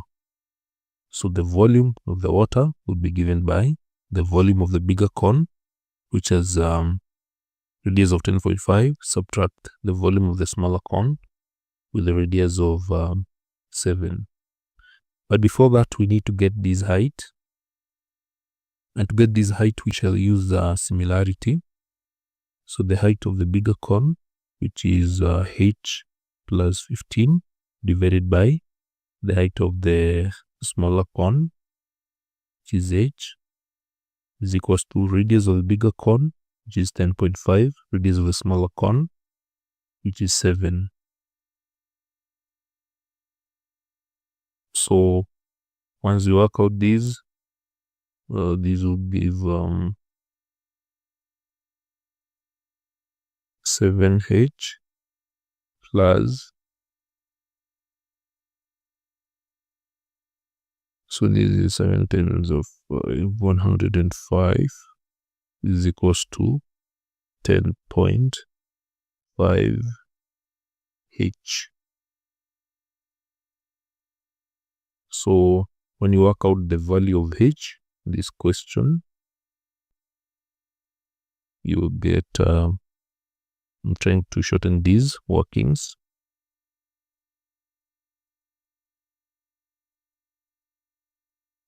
You get h as 30. So h will give you 30 centimeters. So therefore, the height of the bigger cone would be 30 plus 15, which would be 45. Then the height of the smaller cone was that. Now, using these two, you can get the volume. So therefore, the volume of the water will be given by, we get the volume of a big cone, which would be a third. Remember, the volume of a cone is given by a third pi r squared height. This is how we get the volume of a cone. So bigger cone a third times pi, which is 22/7, times radius. Radius of bigger cone is 10.5 squared. Then times the height, which is 45. So that is how we get the volume of the bigger cone, that pi r squared height. Then we'll subtract volume of the smaller cone. Volume of the smaller cone will be a third times pi times the radius. This is 7 squared times the height, which is 30.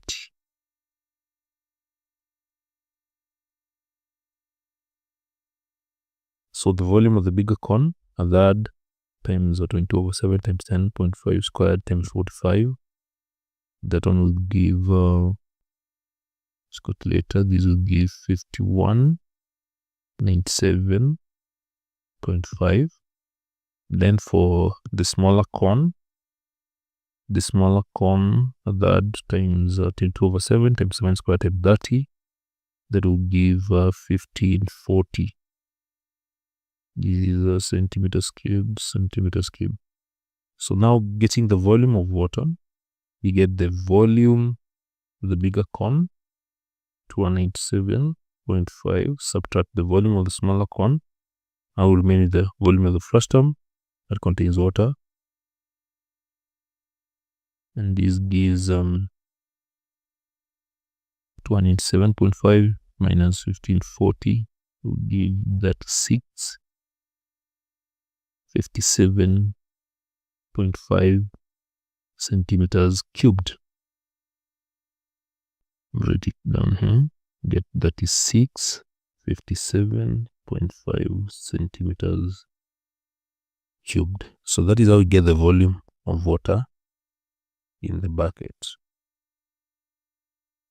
Part 2. The shot put ball is completely submerged in the water in the bucket. Calculate the new height of the water in the bucket.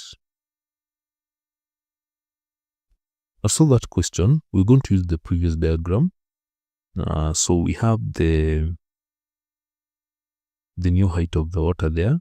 So when we have the shot put ball submerged in the water, of course the water will rise to another level. So there is not something that we need to add here. We need to have an additional. So there's something water will rise like this. So we shall have the new height. Let's say the new height will be there. Good sketch here.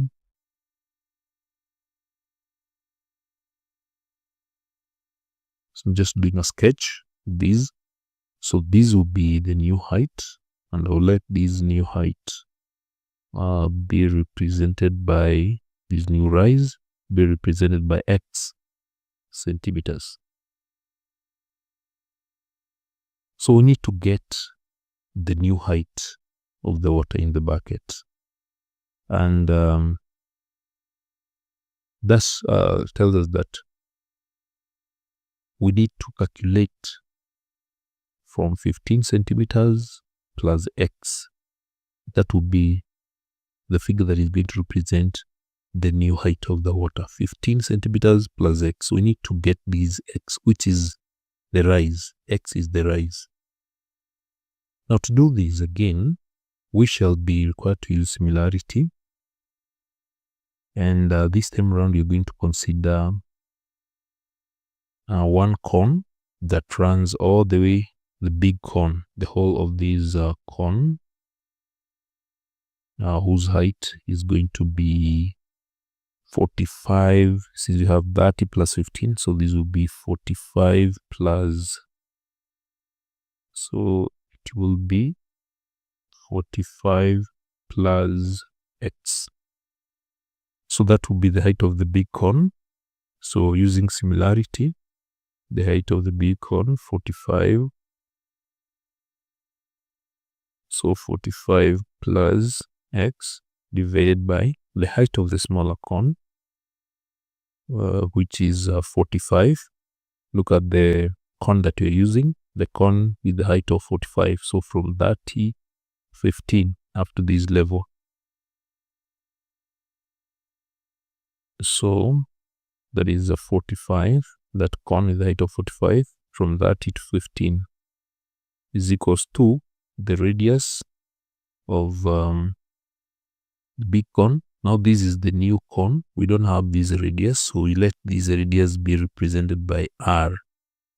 So the radius of the big cone would be represented by r divided by the radius of the other cone, which has a radius of 10.5. So with this, you have two unknowns, but what you are interested in is the expression for x, and x is the new height, the rise of the water. So I shall skip some workings here because I've done them already. So make x the subject of the formula. You just need to cross multiply, and when you do that, you get the expression for x as so x would be given by, we've already done this, 4.286 r minus 45. So that is what you get when you cross multiply and you make x the subject. You get expression for x, which is the new height, to be that. So now, having this expression for x, we shall use this expression, and it will help us to get the new height of the water in the bucket. So how do we get these? Already we know the volume of the shot put. The volume of the shot put is known, and it is here, 1047.6. We can round off that one to, so let me write it here. So the volume of the shot put be given by 1047.6. For significant figures, you can round it off to 1048 centimeters cubed. So that rise is representing the volume of this spherical shot put. That rise, x centimeters, represents the rise in the volume, and that is the volume of the shot put. So what are you going to do? How do you get that rise? The volume. We are going to get the volume of the bigger cone with the height 45 plus x and the radius r, subtract the volume of the cone with the radius 10.5. We shall remain with the volume that is represented by that rise x, and that volume is actually the volume of the shot put ball. So we do that. So volume of the bigger cone would be a third times pi times 2/7 times the radius. Radius of the bigger cone is r, as you can see from the diagram here. So that will be r squared times the height. The height will be 45 plus x. That is what you're supposed to do. Then you subtract the volume of the smaller cone, which has a radius of 10.5. So that times 22/7 times radius is 10.5 squared, and the height, that volume is 30 plus 15, that will be 45. By doing so, we shall get the volume of that part x, which is the volume of the shot put, because it is as a result of submerging the shot put. And this one will give 1048, the volume of the shot put. Now you can see here we have two unknowns. We have 45 plus x. The reason why we got this expression for x is so that we can substitute it here. So let us do the substitution. We have that times 22/7 times r squared, then times 45 plus x. But what is x? X is 4.286 r. Different pen. 4.286 r minus 45. So that is the height. And then minus that times 22/7 times 10.5 squared times 45 is equals to 1048. So again, I'll simplify these, and you notice that these 45 and these they're subtracted, and you will have that times 22 22/7 times r squared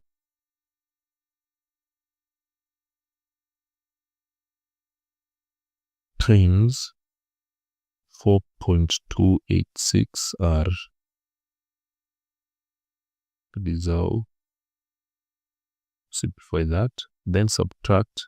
When you work out these, that times 22/7 times 10.5 squared times 45, read go that, it will be 5197 is equals to 1048.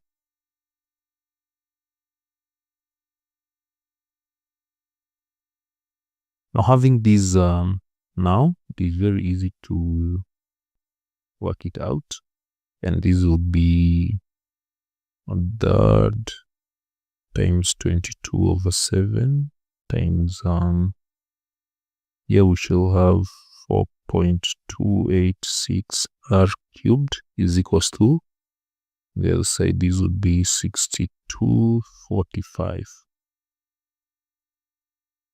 This is the point that I'll need to simplify. Now making r cubed subject, making r cubed the subject of the formula, you will get 6245, sorry, you get 6245 times 3 times 7, everything divided by 22 times 4.286. So of course now to get the radius, you just need to get the cube root of these. The cube root of that will be 6245 times 21 divided by 22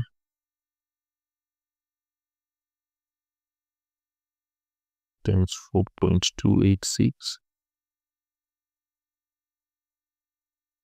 and this will give, work out this, you will get 11.16. So radius is 11.16 centimeters. We don't got the answer, since we are looking for that rise. So to get that height, I remember this expression. With this expression here, we got that x is equals to, so x is equals to 4.286 r, so it is 4.286 r, and r is we got it as 11.16 minus 45. So therefore x will be given by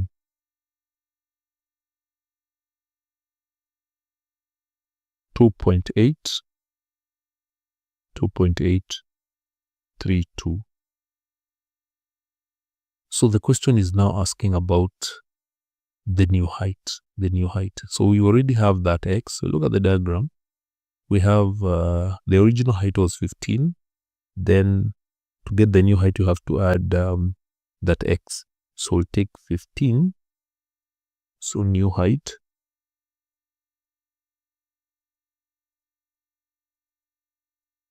will be given by 15 plus 2.832, which will give 17.832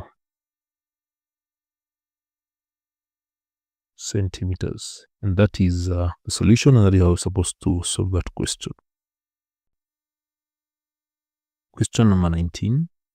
a triangle ABC is a rectangle at point A. The vertices of triangle are A, 1, negative 2, B, 5, 4, and C, MN. The equation of line BC is 5y minus x is equals to 15. Determine 1. The equation of line AC in the form ax plus by plus c is equals to 0, where a, b, and c are integers. So that is the first part of the question. So we're going to begin by sketching that triangle. So let me sketch it here.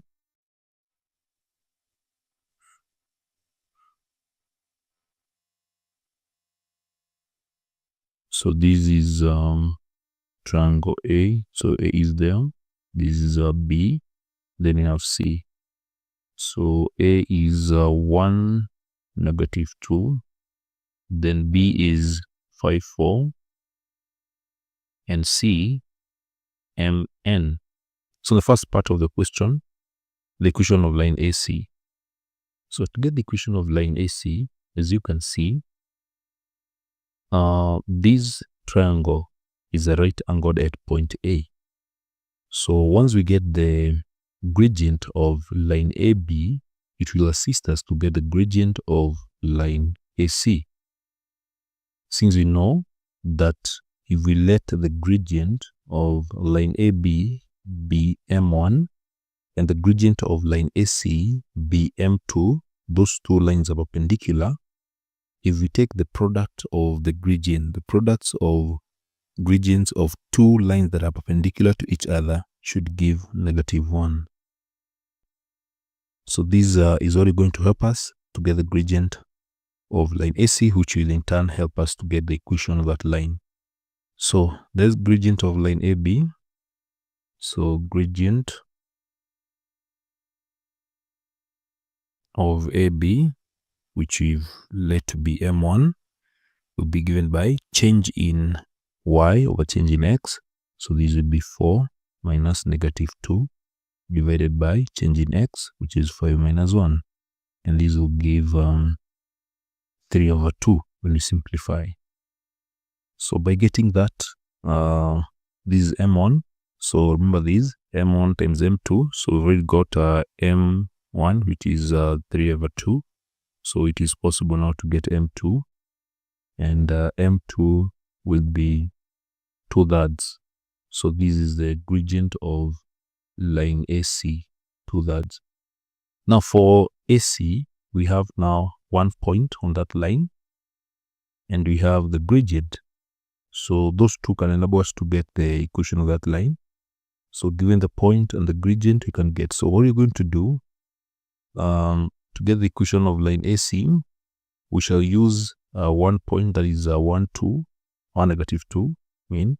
And then we introduce another general point on the same line, xy. And we know the gradient is 2/3. Gradient is -2/3, I mean. So not 2/3, it is negative. So this gradient is supposed to be -2/3. -2/3. So the gradient of this line, point of correction here, this is -2/3. Since gradient of AB is 3 over 2. So when you multiply, you should get M1 times M2, you should get -1. So gradient of AC is -2/3. So how do we get the gradient? To get the gradient, we take a change in y, which is y, subtract -2, which will be y plus 2. Then change in x, which will be x minus 1. And this one should give -2 over 3, which is the gradient. So from here, you can just cross multiply. 3 times y plus 2 is equals to -2 multiplied by x minus 1, like that. So opening this bracket, you get 3y plus 6 is equals to -2x plus 2. So now we need to reorganize this until we get the equation in this format. So organizing this equation, so bringing negative 2x to the left hand side, you get 2x. And then 3y is there, so plus 3y. Then c, now if we take plus 2 to the left hand side, that will give plus 4, which is equals to 0. So then it in the required format. So that is how you're supposed to work out the first part, the question. Now the next part, the coordinates of point C. The coordinates of point C. Now how do we get the coordinates of point C? Now we're going to use the equations of lines. We already have the equation of line BC. So the equation of line BC is given as 5y minus x is equals to 15. And then the other equation you're going to use is the equation of AB. The equation of, let me see how we have, not even AB, the one that we've already obtained, AC, the equation of AC. The equation of AC, then I'll explain why I'm using those two. The equation of AC, which is 2x plus 3y plus 4 is equals to 0. Now the reason why I'm using these two equations, BC and AC, the two lines are intersecting at point C. So in order to get this point of intersection, which will be given by the coordinates MN, we shall solve the two equations simultaneously. So these two lines, the equation of AC and the equation of BC, those two lines are intersecting. So in order to get the point of intersection, which will give us the coordinates of C, we shall solve these two equations simultaneously. So we need just to reorganize these, and I'm going to do that. So 5y minus x is equals to 15. I want to reorganize the second equation of AC. It will be 3y plus 2x is equals to negative 4. So you can use any suitable method to work out these. So I'll decide to use elimination. So let me eliminate x, multiply the first equation by 2. So I'll get 10y minus 2x is equals to 30. Then this one is 3y plus 2x is equals to negative 4. So to eliminate x, I will simply add negative 2x plus 2x. I will eliminate that. So 10y plus 3y will give 13y. Negative 2x plus 2x will be 0. Then 30 plus negative 4, this will give 26. So y is equals to 2. So having y is equals to 2, you can now just use this equation, 5y minus x is equals to 15. Just substitute when y is equals to 2. You shall get 5 times y. So 5 times 2, you get 10 minus x is equals to 15. So x therefore will be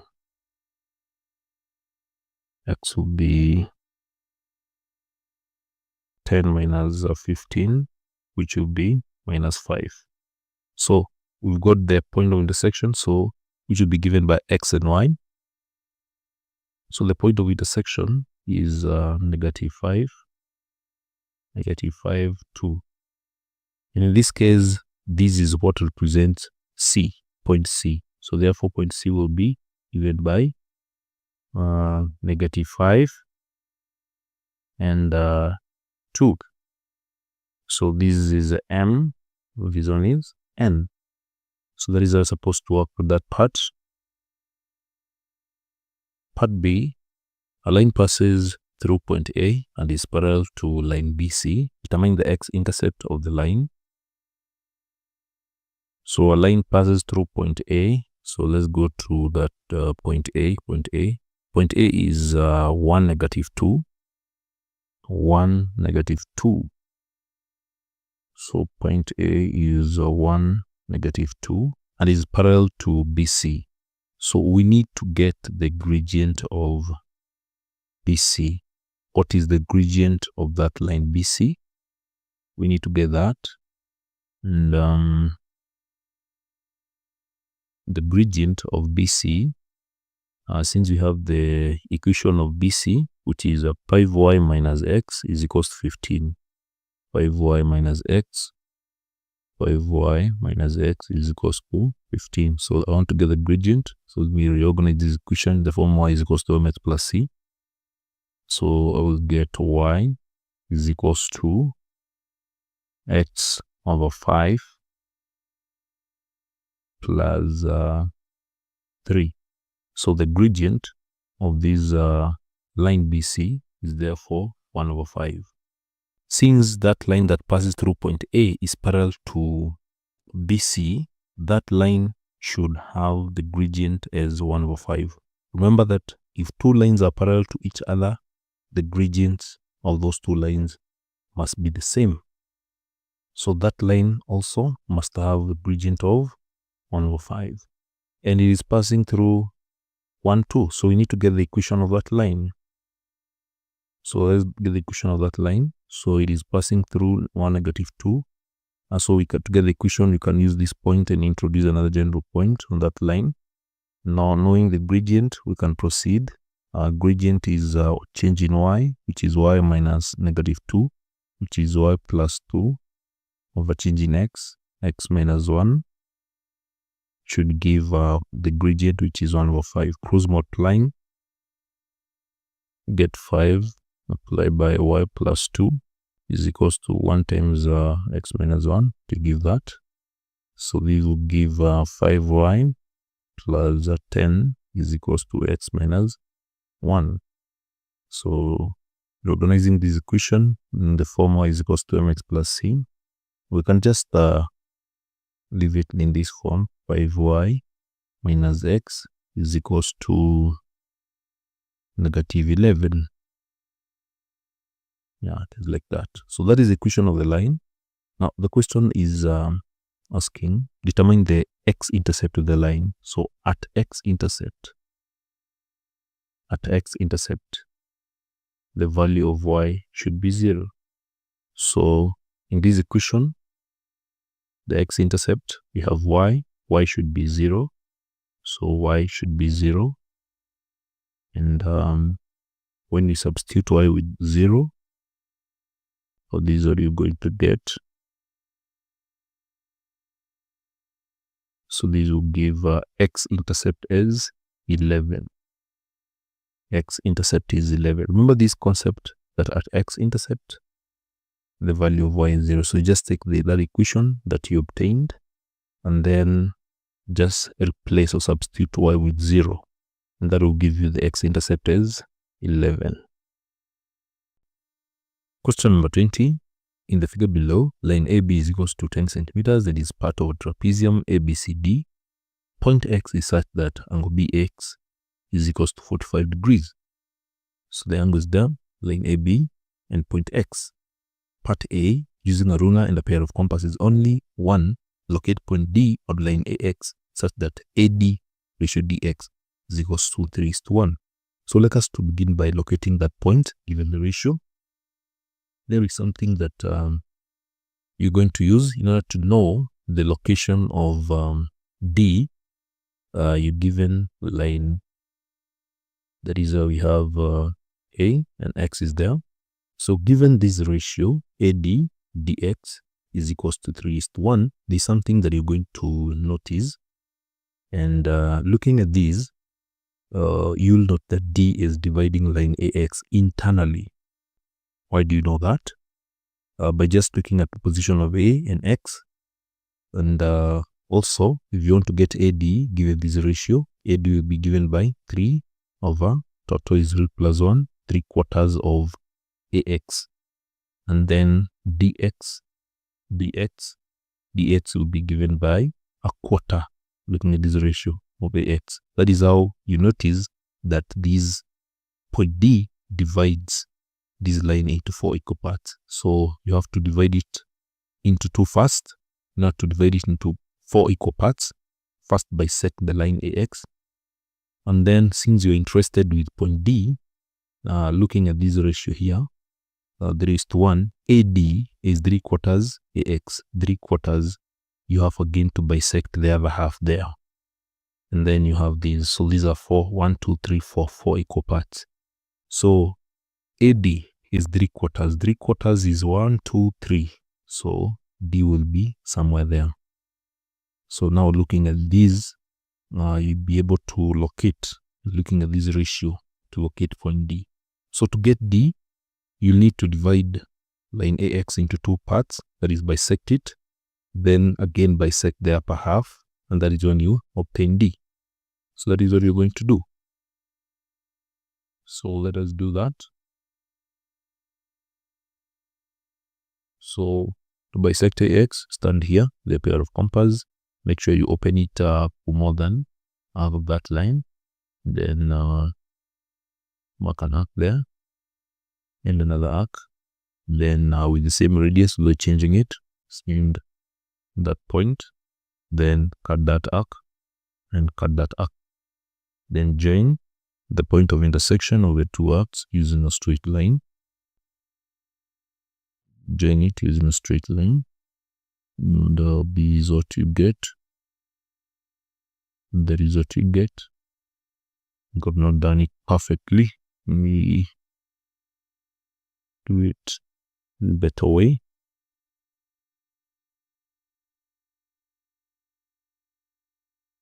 Show that the line passes the center, point of intersection reverse towards. So that is how it's supposed to do it. So divide it into 2, then the other half, also bisect the other half by standing there, opening it more than half of that line, and then mark an arc there, mark an arc there. Then in the same radius, they're changing it, cut that arc, and cut the other arc. So when you bisect that half,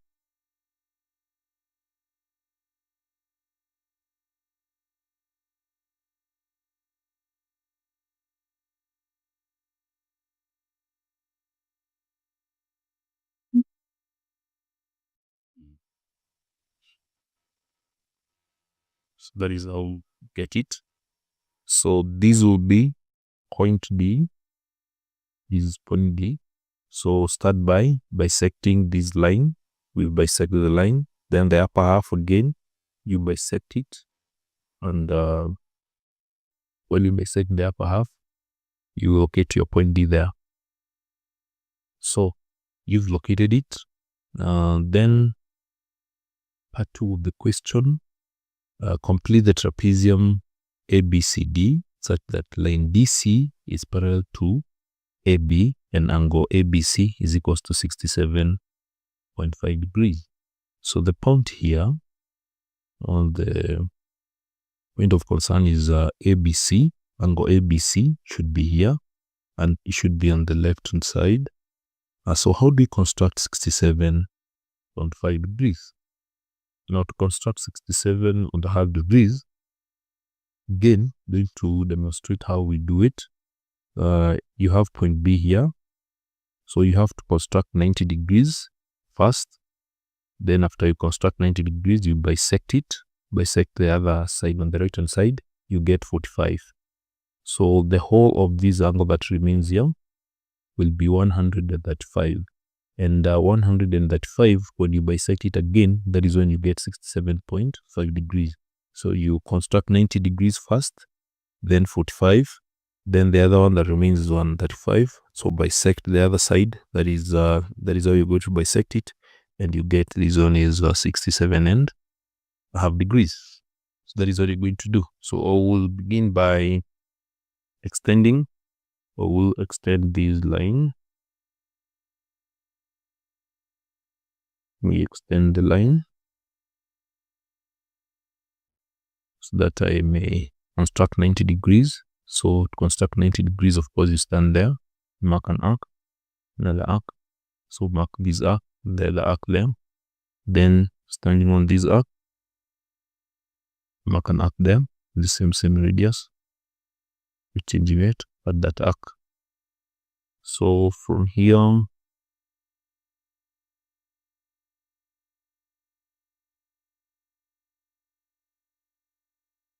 that is how you get 90 degrees. So that is 90. Then you bisect 90. So you stand here, bisect it, mark an arc there, and another arc there. So this is how you bisect. So by marking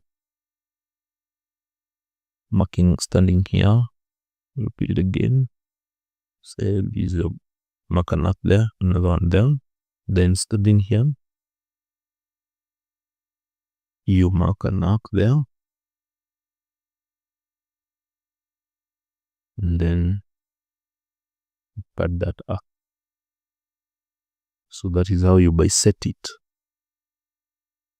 So we started by marking this arc, marking that arc, then this arc, then standing on this arc, we've made that arc there, then the same radius, that arc. So this will be 90 divided by 2, this will be 45.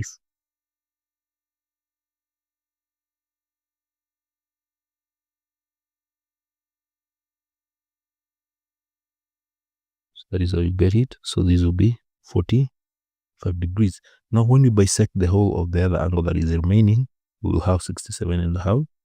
So to bisect it again, you stand there, you mark an arc, then on the other side, you mark an arc. Then stand on this arc that we made here, mark an arc there, then on this, mark an arc there. So when you join,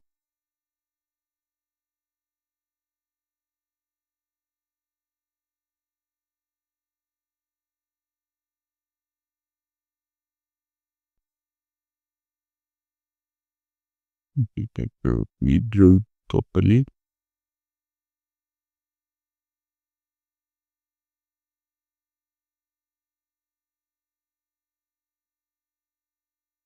We draw the arcs again here.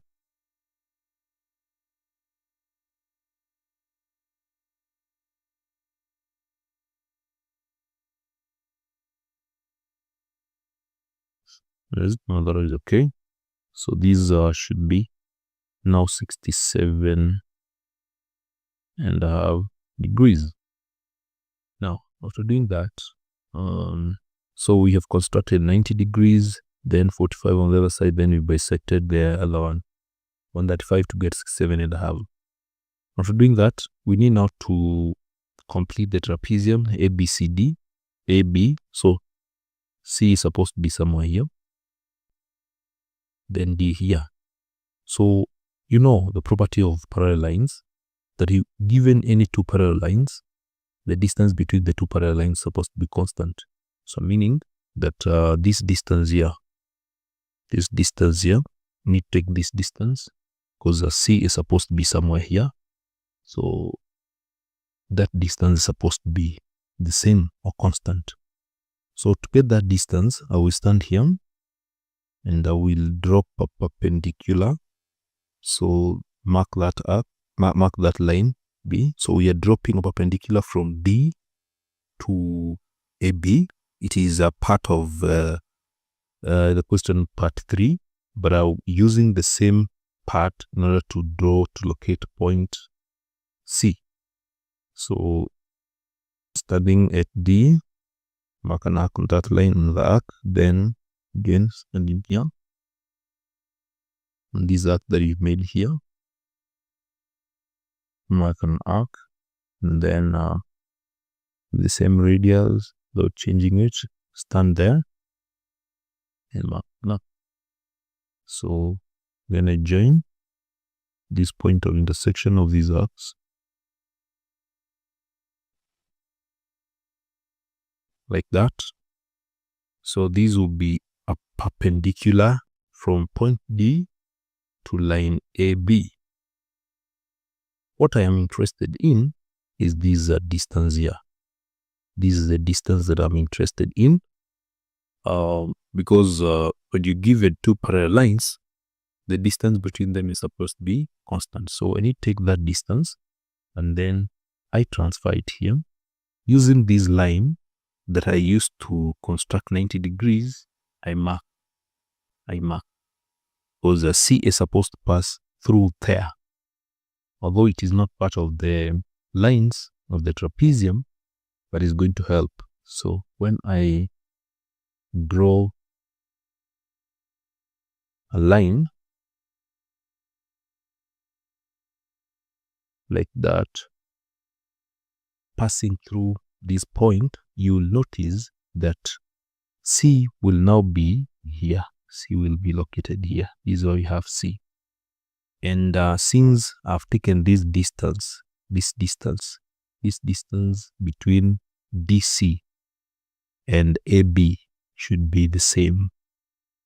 This one, when you look at it, you can see that distance. This distance here, this distance should be the same, such that this line is parallel to that. So that is how you locate point C, and ensuring that DC is parallel to AB. I've used this distance, yeah, and the line that I've used to get that C is this line I used to construct 90 degrees. Now you notice after doing that, I have already answered another question on part C. This is a part 3. Draw a perpendicular line from D to meet AB at E. So that line is the one that is here. So how did I draw this? I stood here with a pair of compass. Then I made this arc on this line, these two arcs, this arc and this arc. Then standing on this arc, I constructed that arc, then standing on the arc in the same radius at this. So this is how I dropped the perpendicular. And now this is a point E. This is a point E. We need to measure DE. So we need to measure DE. So DE. So I can use a ruler to do that.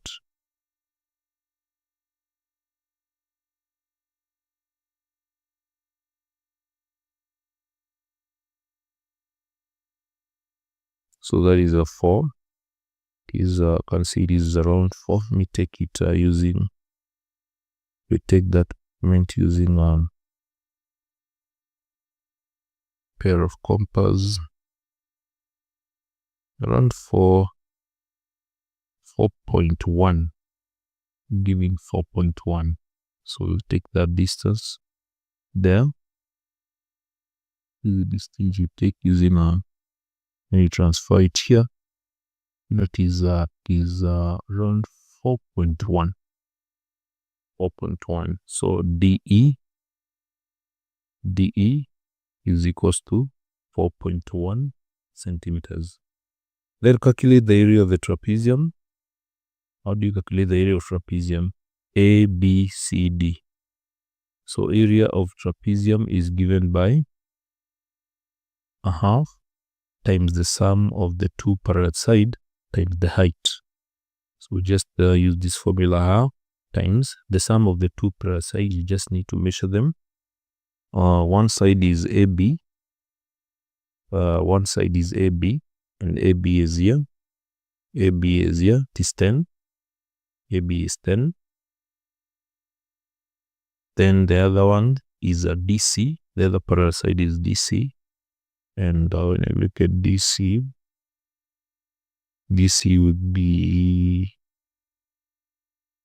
4.1. DC will be 4.1. 4.1. Then times the height. The height is perpendicular height is this DE. DE is the perpendicular height, which you got as 4.1. So this will give, using a calculator, will be a half times this will be 14.1 times 4.1. So we'll multiply these using a calculator. So 14.1 times 4.1 was 2 divided by 2. We'll get 28.91 centimeters squared. That is the area of the trapezium. That is how you're supposed to solve that question. Question number 21. The amount of money in Kenya shillings spent on airtime by a group of 30 people in a period of an hour was recorded as shown below. So this is the amount of money in Kenya shillings. Part A, complete the frequency distribution table. You have the amount in Kenya shillings, the frequency. Then part B, on the grid below, draw a histogram to represent the data. Then there is the other part. Part C, use the histogram to determine 1. The median amount of money spent on airtime by 30 people. Then part 2, the number of people who spent more than 41 and 50 cents in shillings on airtime for that period. So let us to go to the first part. And in the first part, you're given the data there, the amount of money in shillings, supposed to complete the frequency distribution table. And the first thing you're going to check is whether the class sizes are uniform. Now just take like the first one, check whether the first class is uniform. This is how you get the class size. So to get the class size, you just take, like, for example, for this class 2024, take the upper class limit 24.5 minus the lower class limit 20, we have 19.5.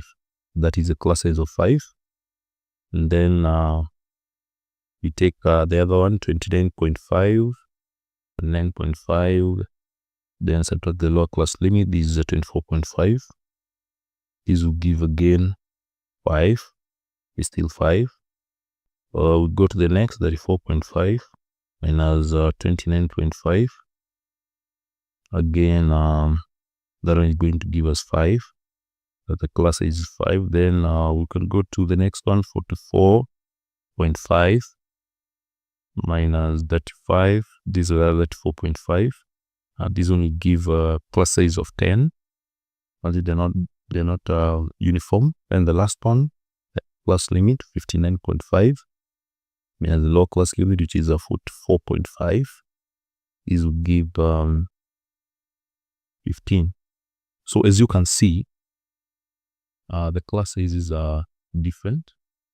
And since they are different, you need to know to draw the histogram. That is the second part. You need to have another column. You have to introduce the frequency density. Now I'm going to complete this frequency table by inserting the tally. So we need to have the tally, or we'll have to insert the tally there. And then now we'll have to, since the class sizes are different, you will need to add the frequency density. We'll need to add the frequency density for these.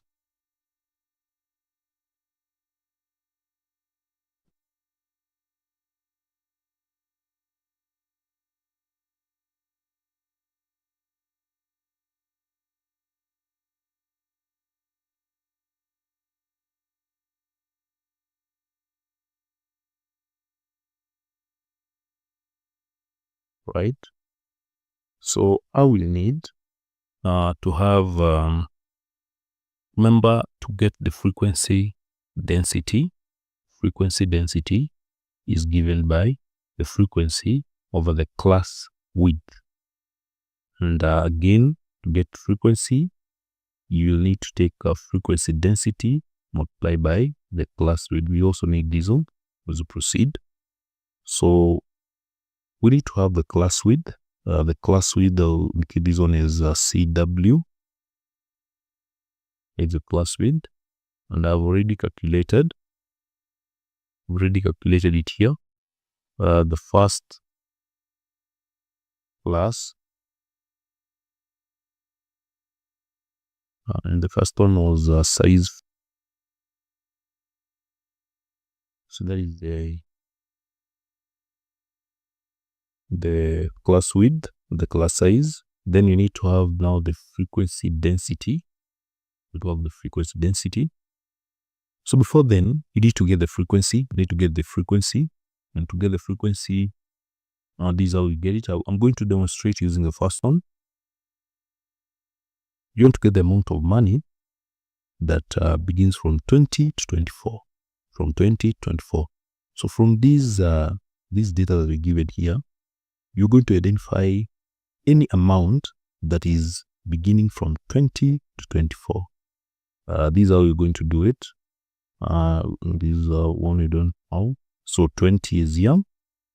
Anything that is beginning from 20 to 24, you identify it. So there is one there.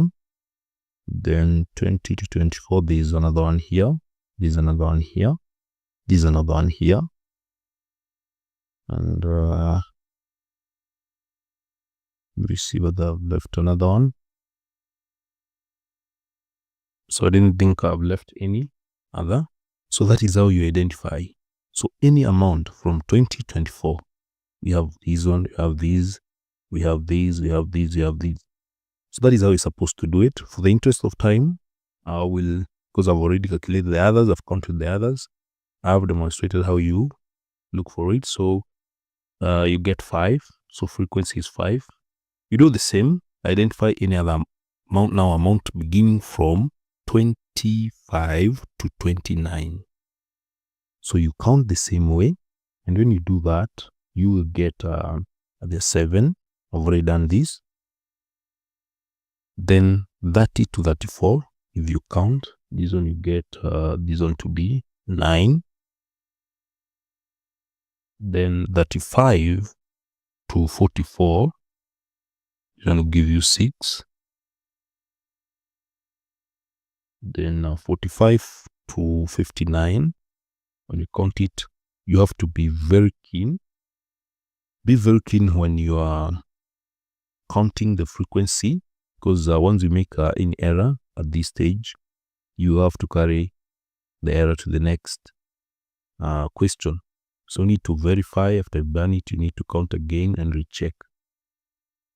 And because there are 30 people, the other way to verify, when you add 5 to 7, you should get this frequency should present the number of people. So this is 5 times, is 5 plus 7, you get 12. 12 plus 9, you get, this is 21, 27, 30. It should give you that. After you've done that, now we can calculate the frequency density. Frequency density is obtained by taking the frequency divided by the class width. So use a calculator to do this. So you have to use a calculator to do this. So like the first one, you take frequency, which is 5.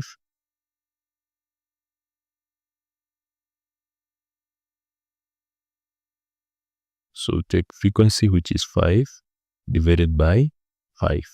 So this one will give you 1. So if you 1 there. Then the second one, 7 divided by 5. So 7 divided by 5, you get 1.4. This is a frequency density. The next one is 9 divided by 5. This will give you 1.8. Then the other one is the 6 divided by 10. This will give you 0.6. Then the last one, 3 divided by 15. This will give you 0.2.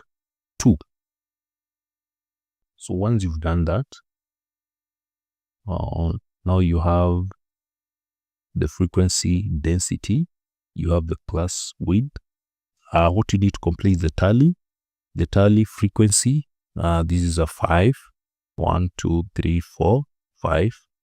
No, I'm sorry. So this is supposed to be the fifth one is supposed to close. So you have 1, 2, 3, 4. Then the fifth one should close them. So it'll be on here.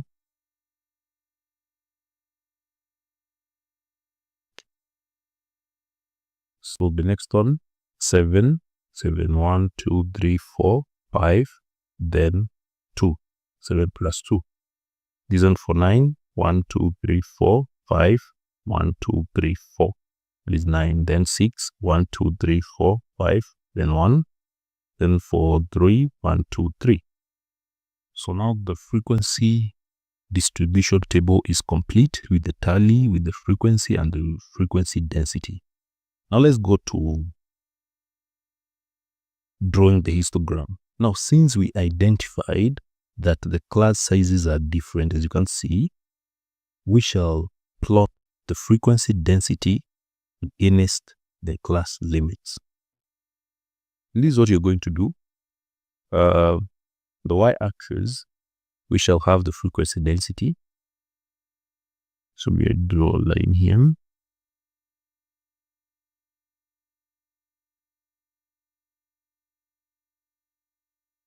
So you have to choose a scale, choose a suitable scale, looking at the frequency density, beginning from 1, 1.4, 1.8 to 0.6, decide on the scale.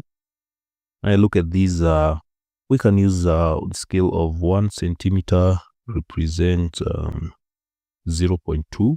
That one will be okay. 0.2 will be okay. Then for the x-axis,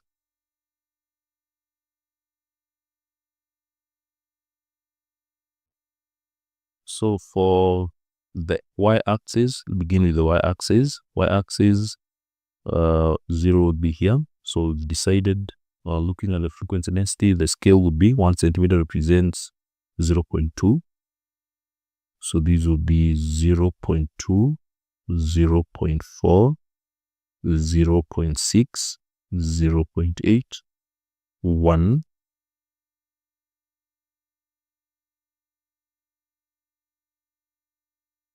Then this is a 1.2. Then 1.4,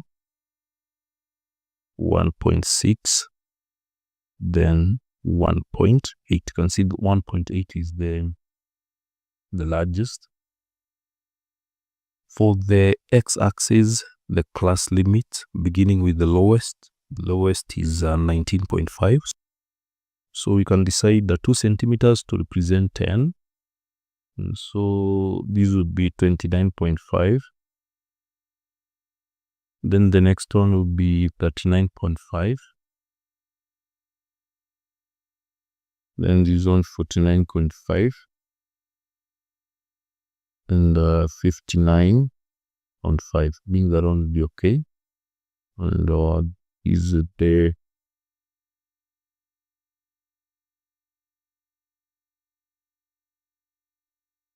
So broken this scale to show that from 0 to 19.5, scale is not uniform as compared to from 19.5 to 29.5. Now then, let us draw the histogram. So the first one, the first class, frequency density is 1. The frequency density is 1. So the class that begins from 19.5 to 24.5. So we need to know the size of one small square. So 2 centimeters represent 10. So one small square is 1. So this is 20.5, 21.5, 22.5, 23.5, 24.5 will be somewhere here.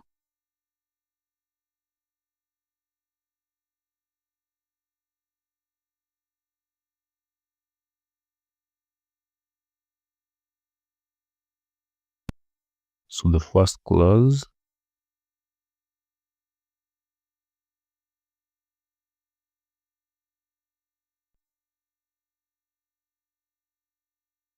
so 24.5, it begins from 19.5 to 24.5. So this is a 20.5, 21.5, 22.5, 23.5, 24.5 will be here.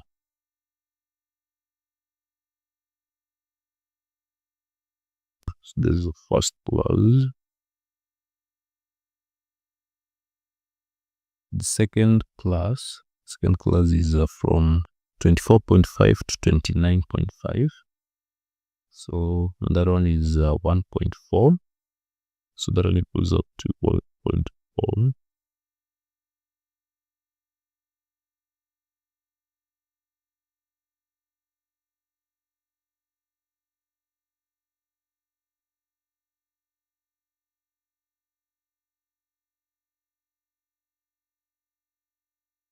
The other class begins from 29.5 to 34.5. The frequency density is 1.8, so up to that 4.5. Yeah, that 4.5. So this 30.5, that 1, that 2, that 3, that 4.5 is down.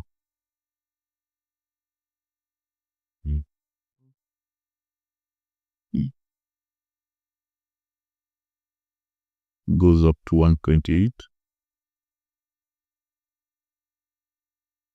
Well, then the other class begins from that 4.5 to 44.5. 44.5.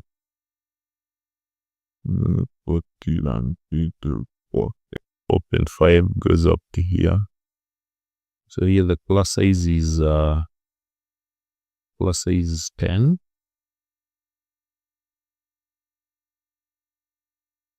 It is on the frequency density is 0.6.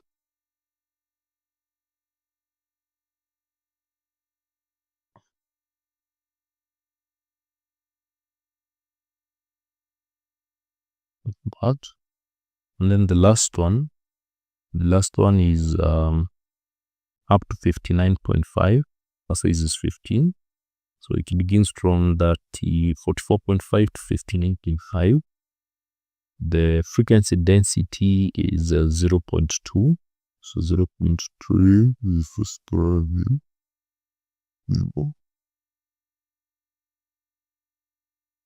That now we are through.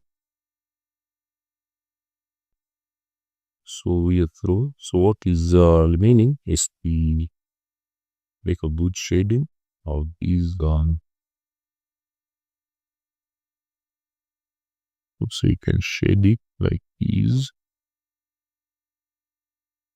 Shade the barrel.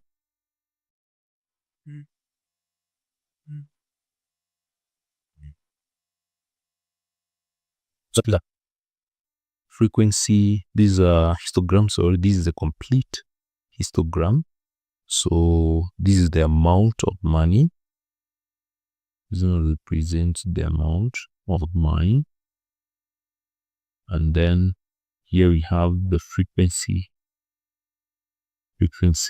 and density. The frequency and density. So that is now the complete histogram. Now let's go to the questions. And there we have to answer the questions here. So use the histogram to determine the median amount of money spent on airtime by 30 people. The median. Now to get the median, airtime by 30 people, we need, we already know the total number of people are 30. So median, the position of the median will be given by, half multiplied by the total frequency, and this will be a half times total frequency, the number of people are 30, so 15. So we need to get the amount of money spent on airtime by 15 people. 15 people, that is the median, because all the people, the number of people are 30, so the median will be represented by 15 people. So we need to get the amount of money spent on airtime by 15 people. How do we get 15 people from the step one? Now looking at this histogram, and we're going to use the histogram and also this table that we filled here. We need to know where do we have 15 people. Which class do you find 15 people? Look at this one. The first class has 5 people. The second one has 7 people. That is 5 plus 7, that is 12. Then 12 plus 9, that is 21. So the median is located here. This is where we have the median. The median class will be here. This is where we have 15. So the number of people, so we're going to add to get the amount of money spent by the median 30 people, that is 15 people. We shall take 5 plus 7 people.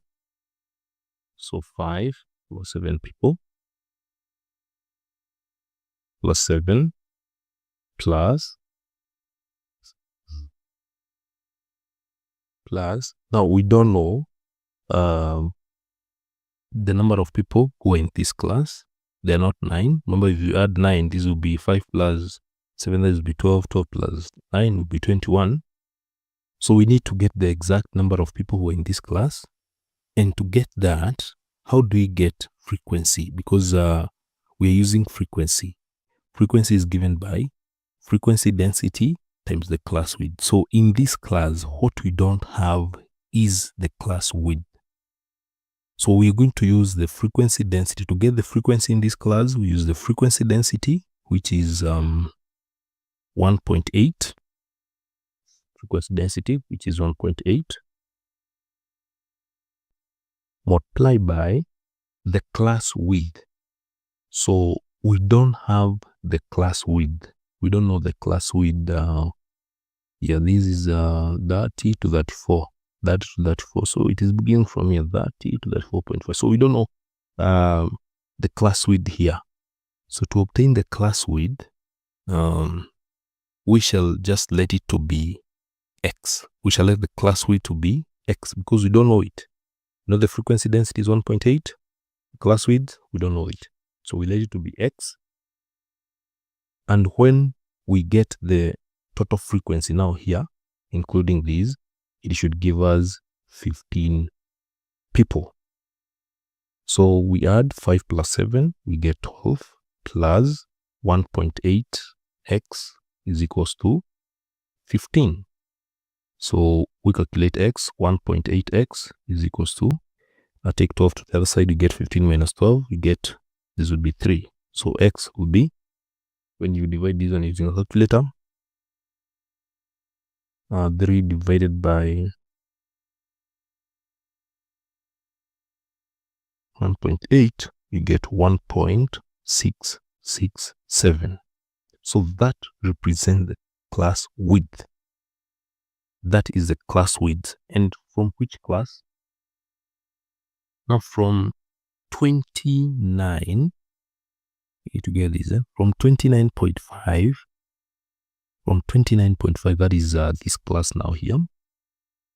Like from 29.5, you have to add, this is 1.667 now to get the position of the median. So we are going to take 29.5, then you add this class width that we have obtained there.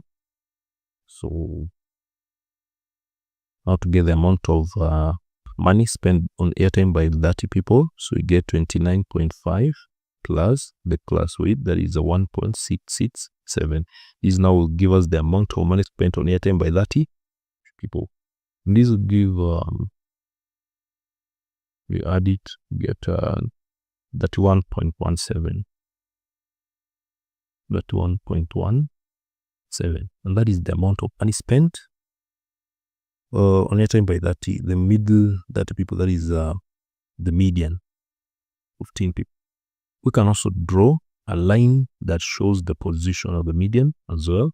So this is a 29.5, then you add 1.667, so it will be some of the position of the median, mid 30.5, 31. So it will be somewhere here. That 1.1 will be somewhere. So we'll just bring a line to show the position of the median. So the line is there. So that is where the median will be, where I've drawn that line. So, last question. 2. The number of people who spent more than 41 shillings and 50 cents of airtime over that period. To get the amount of money spent, the number of people who spent more than 41.5, we are going to get it from here. So it is beginning from this class. 41 and 50 cents begins from this class. So we begin from the upper end. That is, there are 3 people. So there are 3 people. And then we have others here that we don't know. So for this one, to get the frequency, is what you're going to be. So here you have 3 people. You already have 3 people who got more than 41.5. So 3 is 3. So first add 3, then plus. Now we have this group Trapezium. We need to get the class size here. So from 41, we only require from 41.5. So the upper class limit there is 44.5. And we need the number of people who spent more than 41.5. So we need to get that amount from 41.5 up to 44.5. How much money is that? So we need to subtract 41.5 and we get that amount will be 3. And this will be the class size in that class. So in this class here, from 35 to 44.5, we just want the amount that is above 41.5, and that is why you've taken the upper limit of that class, 44.5, and then subtract 41.5, since we only want to get the class size from 41.5 and above. So the class size there is 3. Remember how you're getting the frequency? We are getting a frequency by, now these are the number of people. Frequency will be given by the frequency density. The frequency density in that class is 0.6. So we take 0.6 or pi by the class width. So the class width here is 3. We have already calculated the class width is 3. That is from 41.5 to 44.5. Because that is what you're interested according to the question of 41.5 to 44.5. So the class width is 3. So when you add these, you will get 3 plus 1.8, and this will give 4.8 people. And this one represents people, 4.8 people. So what are we going to do once you get 4.8 people? Do we give the answer as 4.8? Do we approximate it as 4.8? Do we round forward? Because these are a number of people, we shall just round it downwards. These are a number of people. We can't round out upwards 4.8 people and say these are 5 people. So this one will be approximately 4 people. So this is how we get the number of people who spent more than 41.5 on airtime over that period. So by just using the frequency which represents the number of people. That is how you're supposed to solve that question. Thank you. Question number 22. The diagram below is a sketch of 2 curves. Y is equals to 2x squared plus 1 and y is equals to x squared plus 1 drawn on the same grid. So the curves are there. Part A, using the trapezium rule with 5 strips, estimate the area bounded by the curves. Y is equals to 2x squared plus 1, y is equals to x squared plus 1, and the lines x is equals to 0 and x is equals to 5. B, using the mid-ordinate rule with 5 strips, estimate the area bounded by the curves. Y is equals to 2x squared plus 1, y is equals to x squared plus 1, and the lines x is equals to 0 and x is equals to 5. Those are the two questions. Now we go to the first part where we are supposed to use the trapezium rule with 5 strips to estimate the area bounded by the curves. Now you need to identify this area bounded by the curves. You can see the curve at the top, and then y is equals to x squared plus 1, the curve, this curve, and this curve. And then the lines x is equals to 0, that is the y-axis, and then the line x is equals to 5. So I can draw that line, x is equals to 5. So x is equals to 5 is that line. So when you identify the area bounded by the two curves, the y-axis and the line x is equals to 5, you will notice that area is the one that I'm shading here.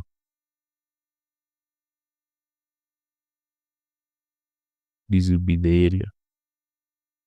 This will be the area bounded by those lines. So that is the area is supposed to calculate. So how do you get this area? First of all, you need to get the height of that area.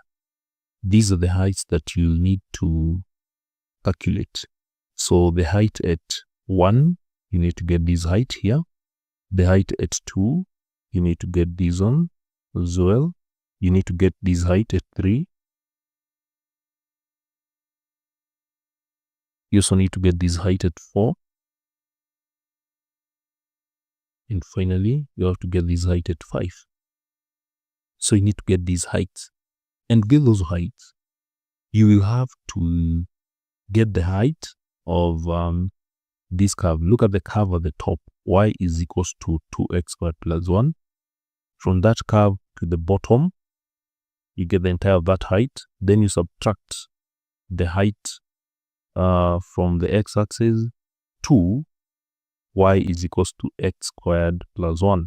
In simple terms, you will need to get the area under the curve at the top, the area under the curve at the top between 0 to 5. You can see that area.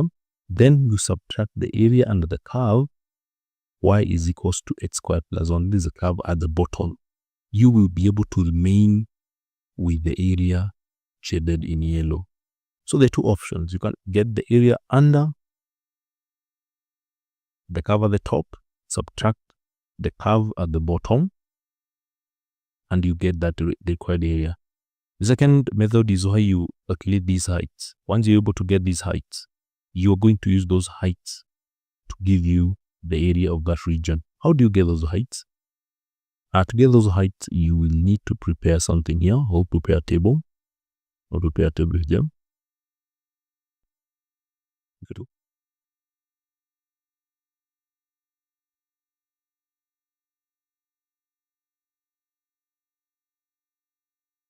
So you have to start from 0, 1, 2, 3, 4, and 5. This is when you're using the trapezium. And it's good to understand the trapezium rule. The trapezium rule, this is the formula that you use. Have height, then the first ordinate plus yn plus twice the sum of the middles, the middle heights. I'll show you how you use it. So use the x. So we need to get the heights, the entire height from the curve at the top to the bottom. That one you're going to call it h1. h1. That one we get it by y is equals to 2x squared plus 1. Then the height at the bottom, call it h2. That will be given by y is equals to x squared plus 1. Now once we get those two heights, now the required region, the height of the required region will be the height at the top minus the height at the bottom. That one will give us the height of the required region, that is the region shaded in yellow. So let us use these the first curve, which is the function of the first curve, to fill these when x is 0, Let's substitute in y is equals to 2x squared plus 1. Then give you 1. Then it's going to give you 3. When you use a calculator accurately, it's going to give you 9. It's going to give you 19. Then 33. And the last one will give you 51. We're just using a calculator here. And just substitute 2x squared plus 1 when x is 0, when x is 1, and so on. Then the second one, we to get height 2. That is the height from, you can see where the curve below is. So you're getting that height from where that curve is to the x-axis. So just substitute here. This one will be 1. When x is 1, substitute it here, x squared plus 1. This will be 2, this will be 5, this will be 10, this will be 17, and this one will be 26. Now after getting that, now the height of the required region, the one I indicated there, we just take the curve at the top, 1 subtract 1, 0, 3 subtract 2, 1, 9 subtract 5, 4, 19 subtract 10, you get 9, 33 subtract 17, you get 16, 51 subtract 6, you get 25. Now these are the heights that you're going to use now using the trapezium rule. So area is equals to our height, the interval. Look at the interval, 0 to 1, 1 to 2, 2 to 3, the height is 1. Intervals of 1. So times 1 will not make any difference. Then y0 is 0 plus yn is the last one here, 25. Then plus twice the sum of all the remaining heights, 1, 4, 9, and 16. So 1 plus 4 plus 9 plus 16. And here you just need to use a calculator. Half times 0 plus 25 plus twice. These will give you 42.5 square units. So that is how you're supposed to get the first, or the solution of the first part using the trapezium rule. But the second one is using the mid-ordinate rule with 5 strips. We shall use the same thing, calculating the height, or height 1 minus height 2. The only thing that is going to change is that we're using the mid-ordinate rule. The mid-ordinate rule, we use the center of these strips. So this is the formula. Area using the mid-ordinate rule is given by area is equals to height multiplied by the sum of the ordinates. So I will still prepare this kind of a table. Then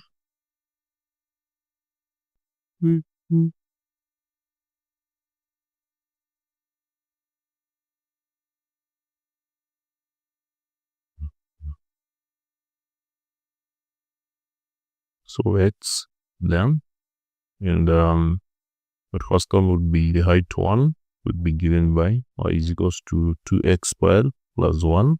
Then height 2, y is equals to x squared plus 1. Then the required height 1 minus height 2. Now the only difference is that we're using the mid-ordinate rule, so we shall use the center of each strip. So from 0 to 1, center of that strip will be 0.5. From 1 to 2, center of that strip will be 1.5. From 2 to 3, the center of that strip is 3.5. From 3 to 4, it will be 3.5. Then from 4 to 5, it will be 4.5.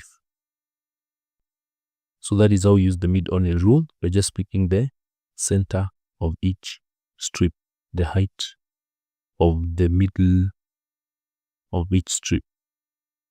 So now we substitute when x is equals to 0.5 using the first curve, y is equals to 2x squared plus 1. Just substitute x is 0.5. Use a calculator to do this. Do this one faster. You get this one as 1.5. When x is equals to 1.5, you get this one will be 5.5. When it is 2.5, you get 13.5. When x is 3.5, you get 25.5. When it is 4.5, you get 41.5. Now using the curve at the bottom, y is equals to x squared plus 1. Just substitute x squared plus 1. You get 1.25, then 3.25. When x is 2.5, just substitute here x squared plus 1. You get 7.25. The other one is 13.25. And when it is 4.5, you get 21.5. Now we get the difference, h1 minus h2. So 1.5 minus 1.25, you get 0.25. 5.5 minus 3.25, you get 2.25. 13.5 minus 7.25, you get 6.25. 25.5 minus 13.25, you get 12.25. 41.5 minus 21.25, you get 20.25. So h1 minus h2 is what we're going to use. So use the formula. So area is equals to height. The height is the intervals from 0.5 to 1.5, 1.5 to 2.5. You can see the height is 1. Then the sum of the ordinates, the first one is 0.25. We're going to use these ones. These are the ones that you're going to use here. 0.25 plus 2.25 plus 6.25 plus 4.25 plus 20.25. And working out these on using a calculator, you will get 41.25 square units as the solution. And that is how you're supposed to solve that question.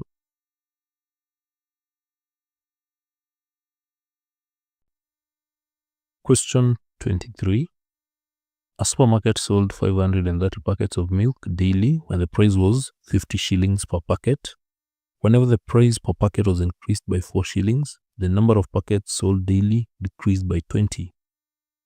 If n represents the number of times the price was increased, A, write an expression in terms of n for 1, the price of a packet of milk after the price was increased, 2, the number of packets of milk sold after the price was increased, 3, the total sales in simplified expanded form after the price of a packet of milk was increased.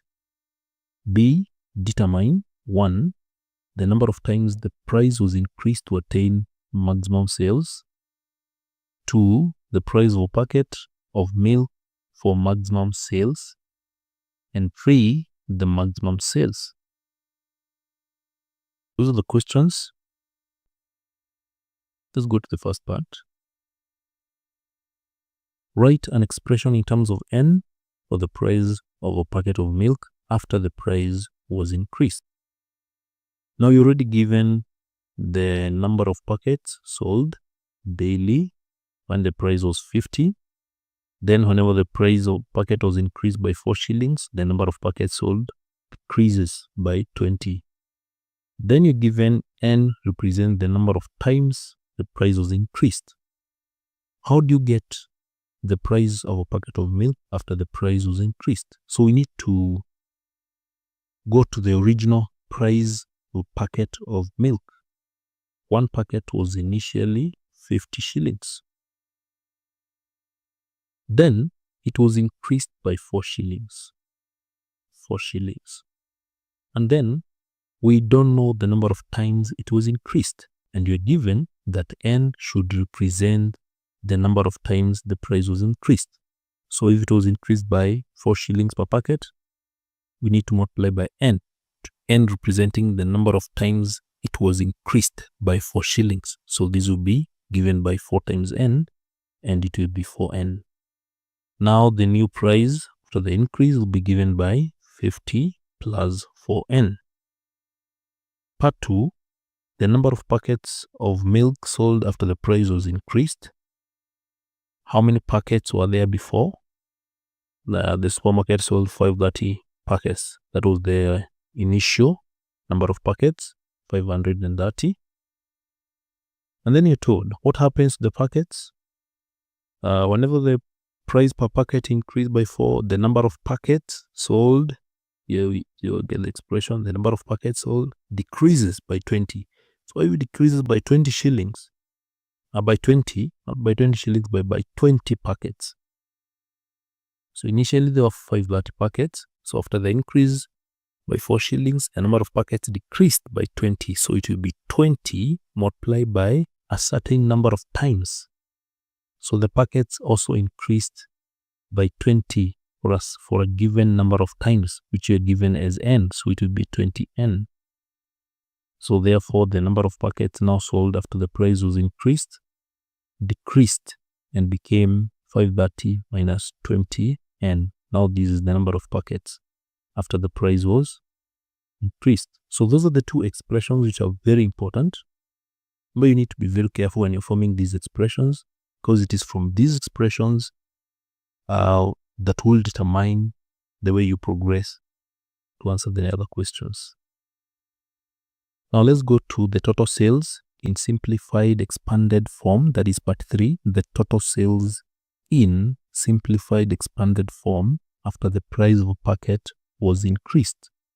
So how do we get the total sales? Sales will be given by the number of packets that was sold. We already have it in part 2. Then the price of one packet. The price of one packet after the price was increased this was the price of one packet. And then multiply by all the packets sold after the increase, which is represented by part 2. That is of 530 minus 20n. So when you multiply these, 50 plus 4n representing the price per packet after the increase, then 530 minus 2n, 20n, that is the number of packets after the price increase. When you multiply these, we'll get the total sales. So we just need to expand these. So this will be 50 by 530 minus 20n plus 4n, 530 minus 20n. So this will give 50 times 530, 26,500 minus 1000n plus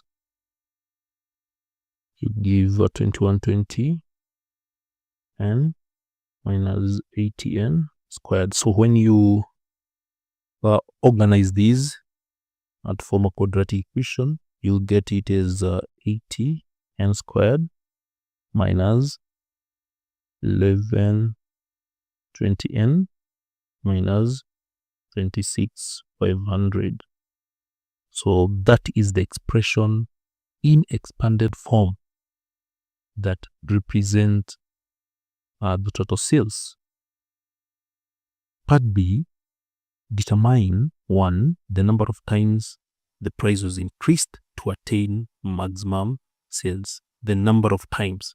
So remember, the number of times is represented by n. And there's a concept, very important concept that is being used here. When you read the question, the number of times the price was increased to attain maximum sales. So I would be very careful and think of the concept that you're going to use to get the maximum sales. And here we're going to use calculus. We are going to apply calculus. And this is how we're going to do it. At maximum sales,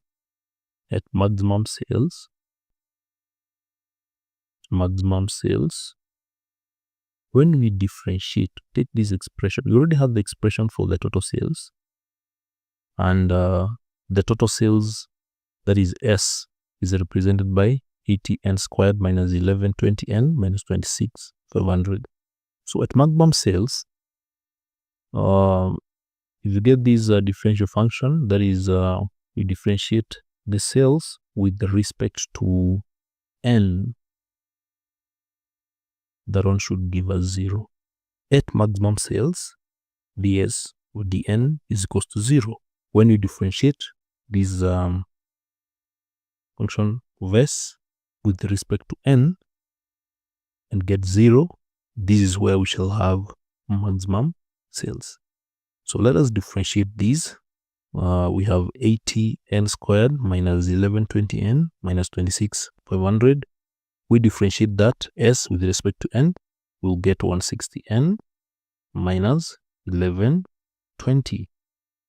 Now these ones should be equated to 0 to give maximum sales, and these will give 160n is equals to 1120, and n will be given by 7. So the number of times the price was increased to attain maximum sales will be 7 times. The concept they have used here is calculus. At maximum sales, when you differentiate the sales with respect to number of times, it should give us 0. Then after doing that, the price of a packet, that is part 2, the price of a packet of milk for maximum sales. The price of a packet of milk for maximum sales. So already we have the price of a packet after the increase. It was in the first part, 50 plus 4n. 50 plus 4n. This is what represents the price of a packet after the increase. So we just need to substitute n with 7, and this will give 78. That is the price that will give maximum sales. So how do you get the maximum sales? We already have the expression for the maximum sales in part 3.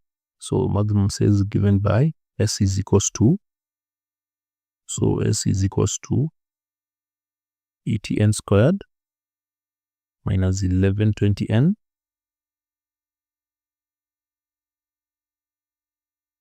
minus 26,500. So that is expression for maximum sales. So we already have n is 7, so it is 80. Just substitute n with 7.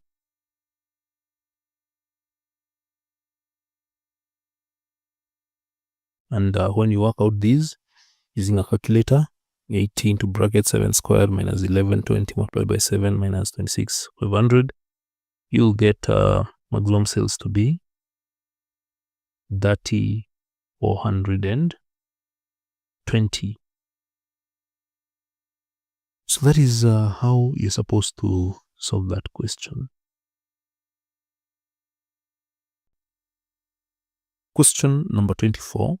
Triangle ABC and A prime, B prime, C prime are drawn on the grid provided. So the two are here. The first question, part A. Describe fully a single transformation that mapped triangle ABC onto triangle A prime, B prime, C prime. To describe this transformation, you need to have a keen look at the object, which is triangle ABC, and the image, which is triangle A prime, B prime, C prime. When you look at these two, you notice there is a change of size. The image is bigger than the object. So you need to think of the transformation that changes the size of the object. Which transformation changes the size of the object, but the shape remains to be the same? When you look at these, triangle ABC and triangle A prime, B prime, C prime, you notice the shape has remained to be the same. The only thing that has changed is the size. So automatically, you know that this is an enlargement. This is an enlargement. How do you describe an enlargement?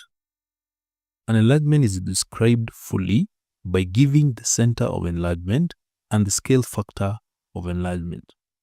So let's begin by getting the center of enlargement.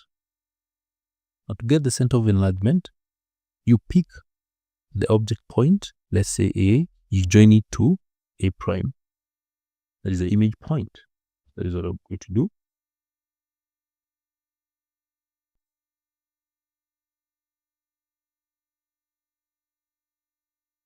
Pick another object point, say B or C. We'll choose C and join it to C prime.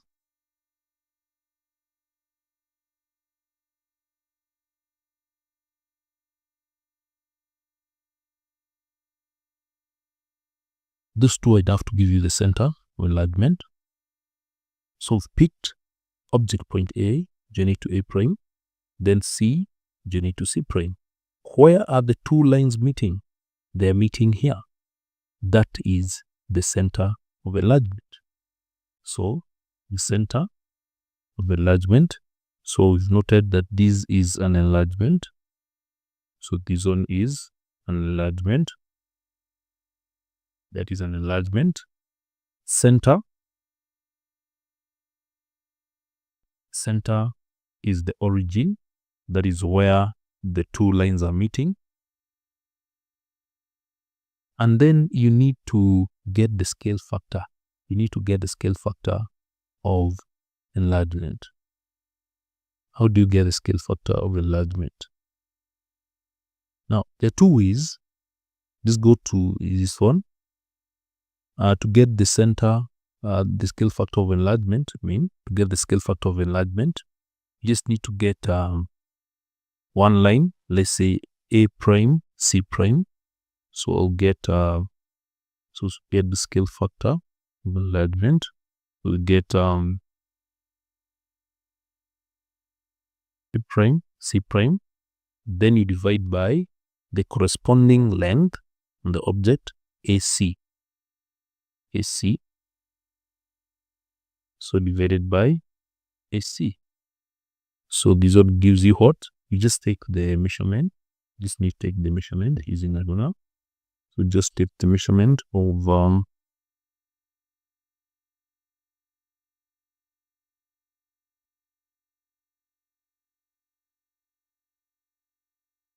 so this one is giving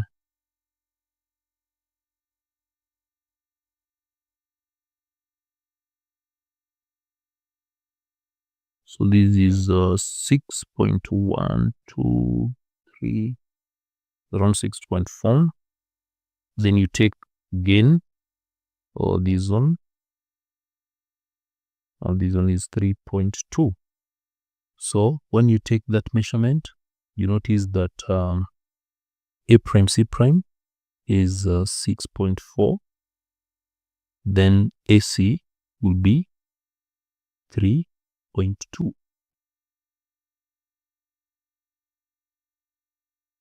So when you divide these, you get this on S2. So it'll give you 2. So that is the scale factor of enlargement. But that is not all. I want you to have a look at the center of enlargement, where the center of enlargement is. Look at where the object is, and look at where the image is. When you notice in an enlargement that the object and the image are on the opposite side of the center of enlargement, then the scale factor of enlargement is negative. So in this case, I want you to have a look at these. Just have a look at where the center of enlargement is. The object is on the opposite side. The object and the image are on the opposite side of the center of enlargement. For a positive scale factor of enlargement, the object and the image are on the same side with the center of enlargement. For a negative enlargement, the object and the image are on opposite side of the center of enlargement. And this is the case.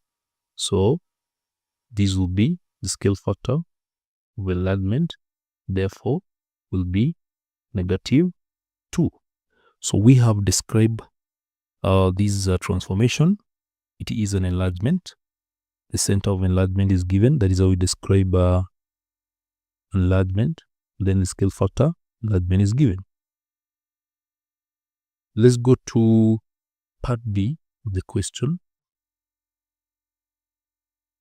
On the same grid, draw one triangle A prime, A double prime, B double prime, C double prime, the image of triangle A prime, B prime, C prime under a rotation of positive 90 about the origin. So we have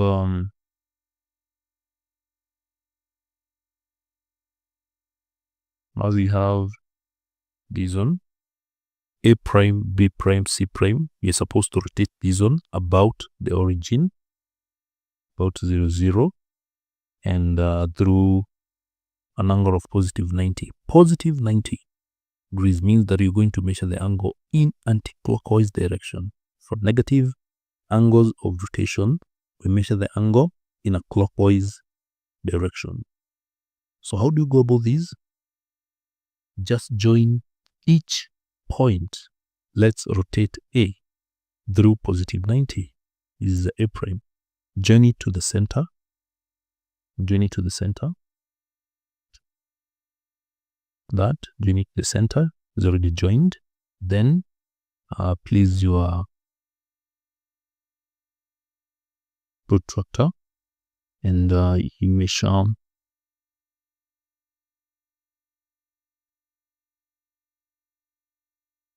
90 degrees. So 90 degrees, we're measuring the angle from this. This is anti-clockwise. So from here 0 all the way to 90. So 90 will be here.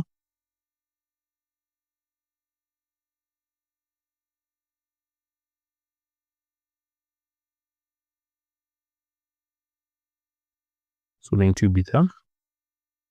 So join these.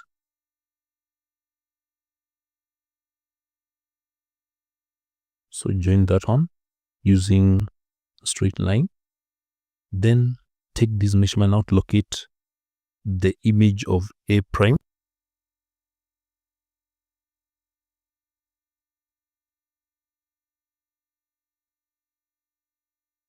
So that distance, take that distance.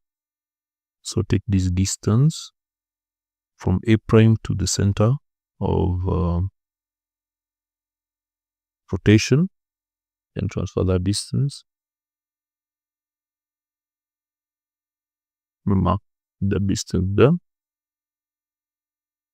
So you notice this is the point, and to be here. So this is where we have A double prime. Let's join B. Let's join B.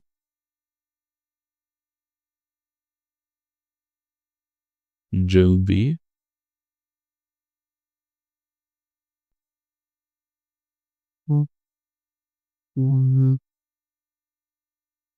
Join B to the center of enlargement. Then place your protractor there.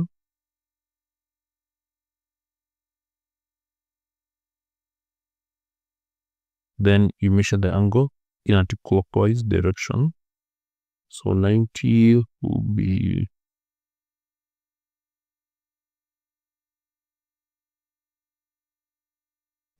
there. Join.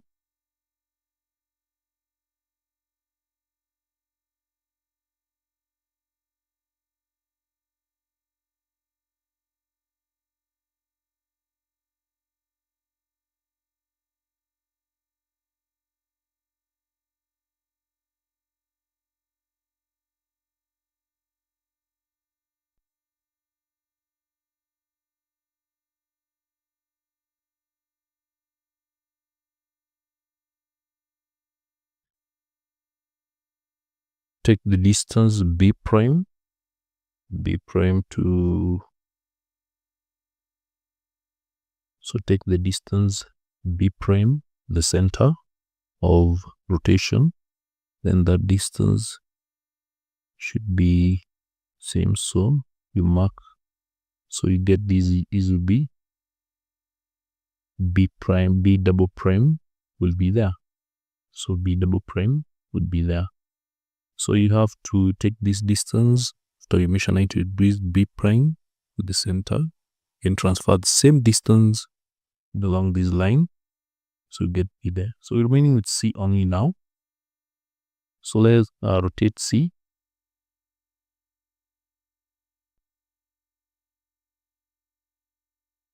So 90 degrees. So 90 degree will be from here, 90 degree here.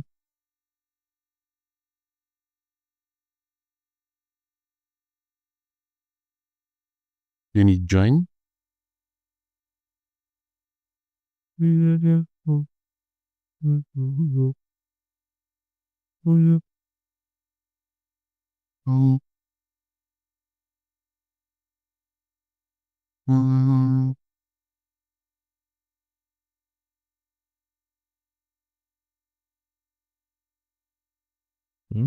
As you do that, then take the distance,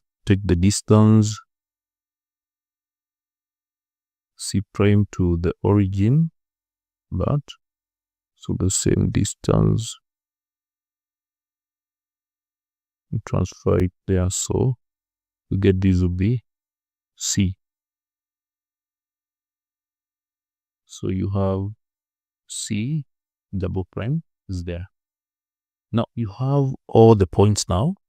A double prime is there, B double prime, and C double prime. So join them.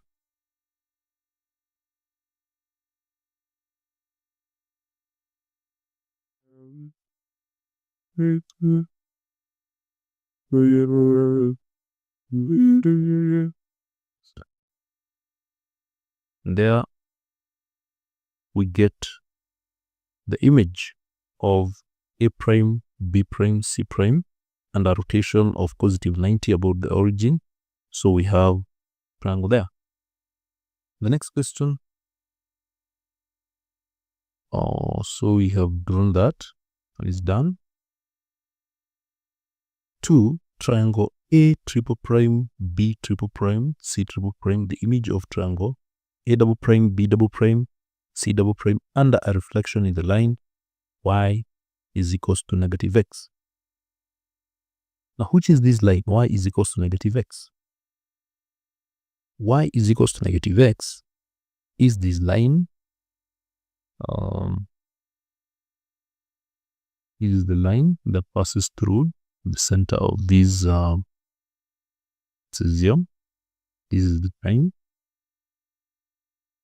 The line that passes through center. We will not draw these on already. You can see it is down. You just need to expand it.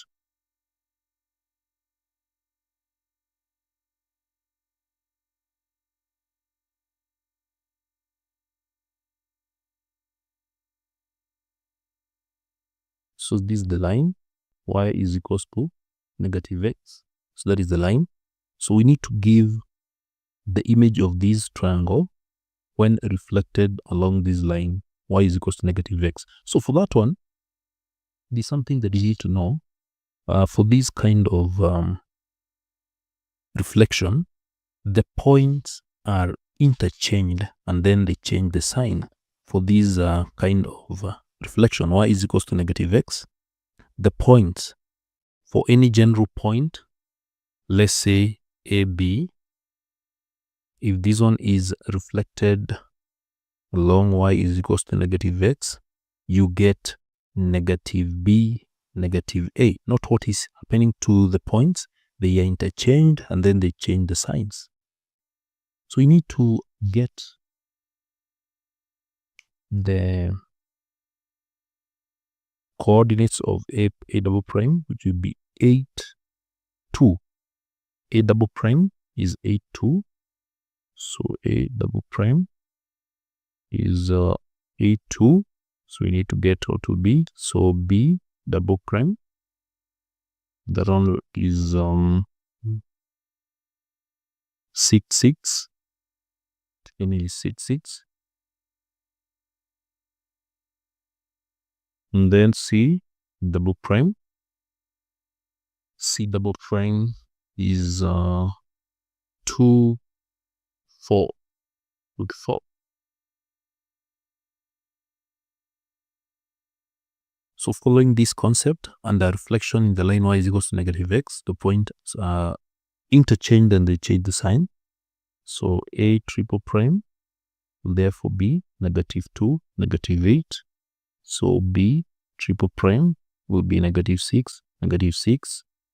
Then C triple prime will be negative 4, -2. So all the points are interchanging the sign. So we need to draw these. So A triple prime will be -2, -8. Plot that. -2, -8 would be here. So A triple prime will be there. Then for B triple prime, -6, -6. So -6. -6 would be here. And then lastly, C, we have -4, -2. -4, -2.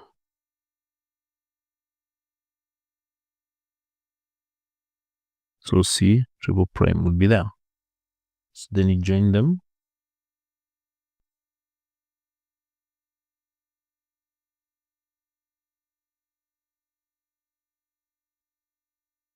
And there it is.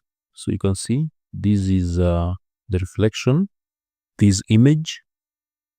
So that gives the reflection of this object, that is A double prime, B double prime, C double prime along this line y is equals to -x. The image would be here. Then you're done with that.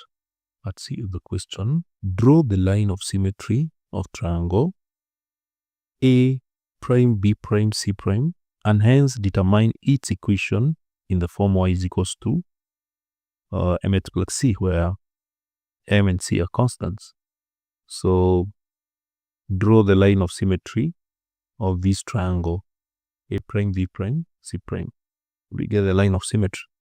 The line of symmetry is the line that divides this triangle A prime, B prime, C prime into two halves. The line that will divide these into two halves. So when you look at this triangle, first of all, triangle A prime, B prime, C prime, you notice that this length, the length C prime, B prime, and A prime, B prime are equal. So this one, if you measure these, is equal to this.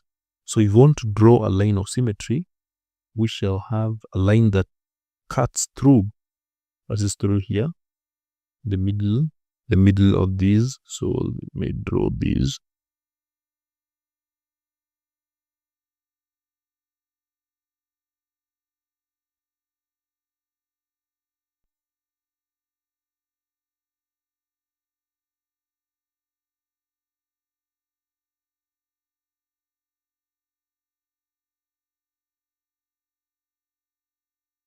So that line that I've drawn, I want you to look at this triangle again, A prime, B prime, C prime.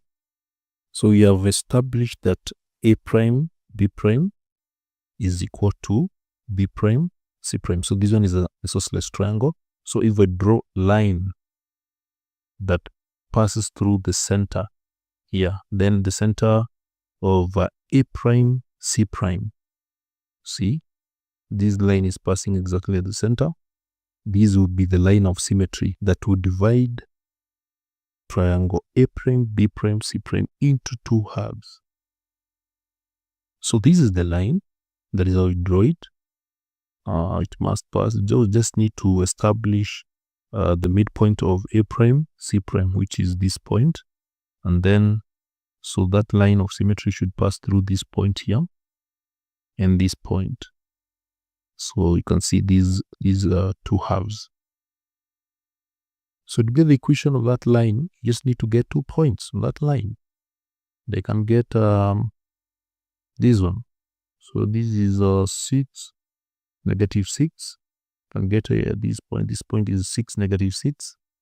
And I can get this point here, 0, -4.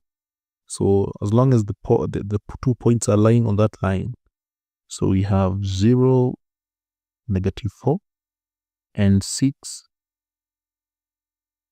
-6. So 6, -6. So we pick 6, -6, and 0, -4. So let me show you the lines again. add the points again. So this is the point 6, -6, and 0, -4. So I can use those two. Can pick any other point. So how do you get the equation? You get the gradient, a change in y, that is -4, subtract -6, that is change in y, over the change in x, 0, minus 6. This will give -4 plus 6, which will give 2, divided by -6, and this one will give negative, or that is the gradient. So once you get the gradient, I can just use, I can pick 0, -4, and I can introduce another general point on that line, x, y. I can use these two to calculate this gradient. So gradient is change in y. So y subtract -4, which would be y plus 4, divided by x subtract 0, which is x, is equals to negative that. So if you cross multiply, this is 3 times. So 3 times y plus 4 is equals to -1 times x, which is negative x. So this would be 3y plus 12 is equals to -x. I need that equation in the form y is equals to mx plus c. Therefore, get 3y is equals to -x minus 12. -x plus 12, so y is equals to -3 x minus 12 this minus 4. That is the equation in the form y is equals to mx plus c. That is how we're supposed to solve that question. Thank you.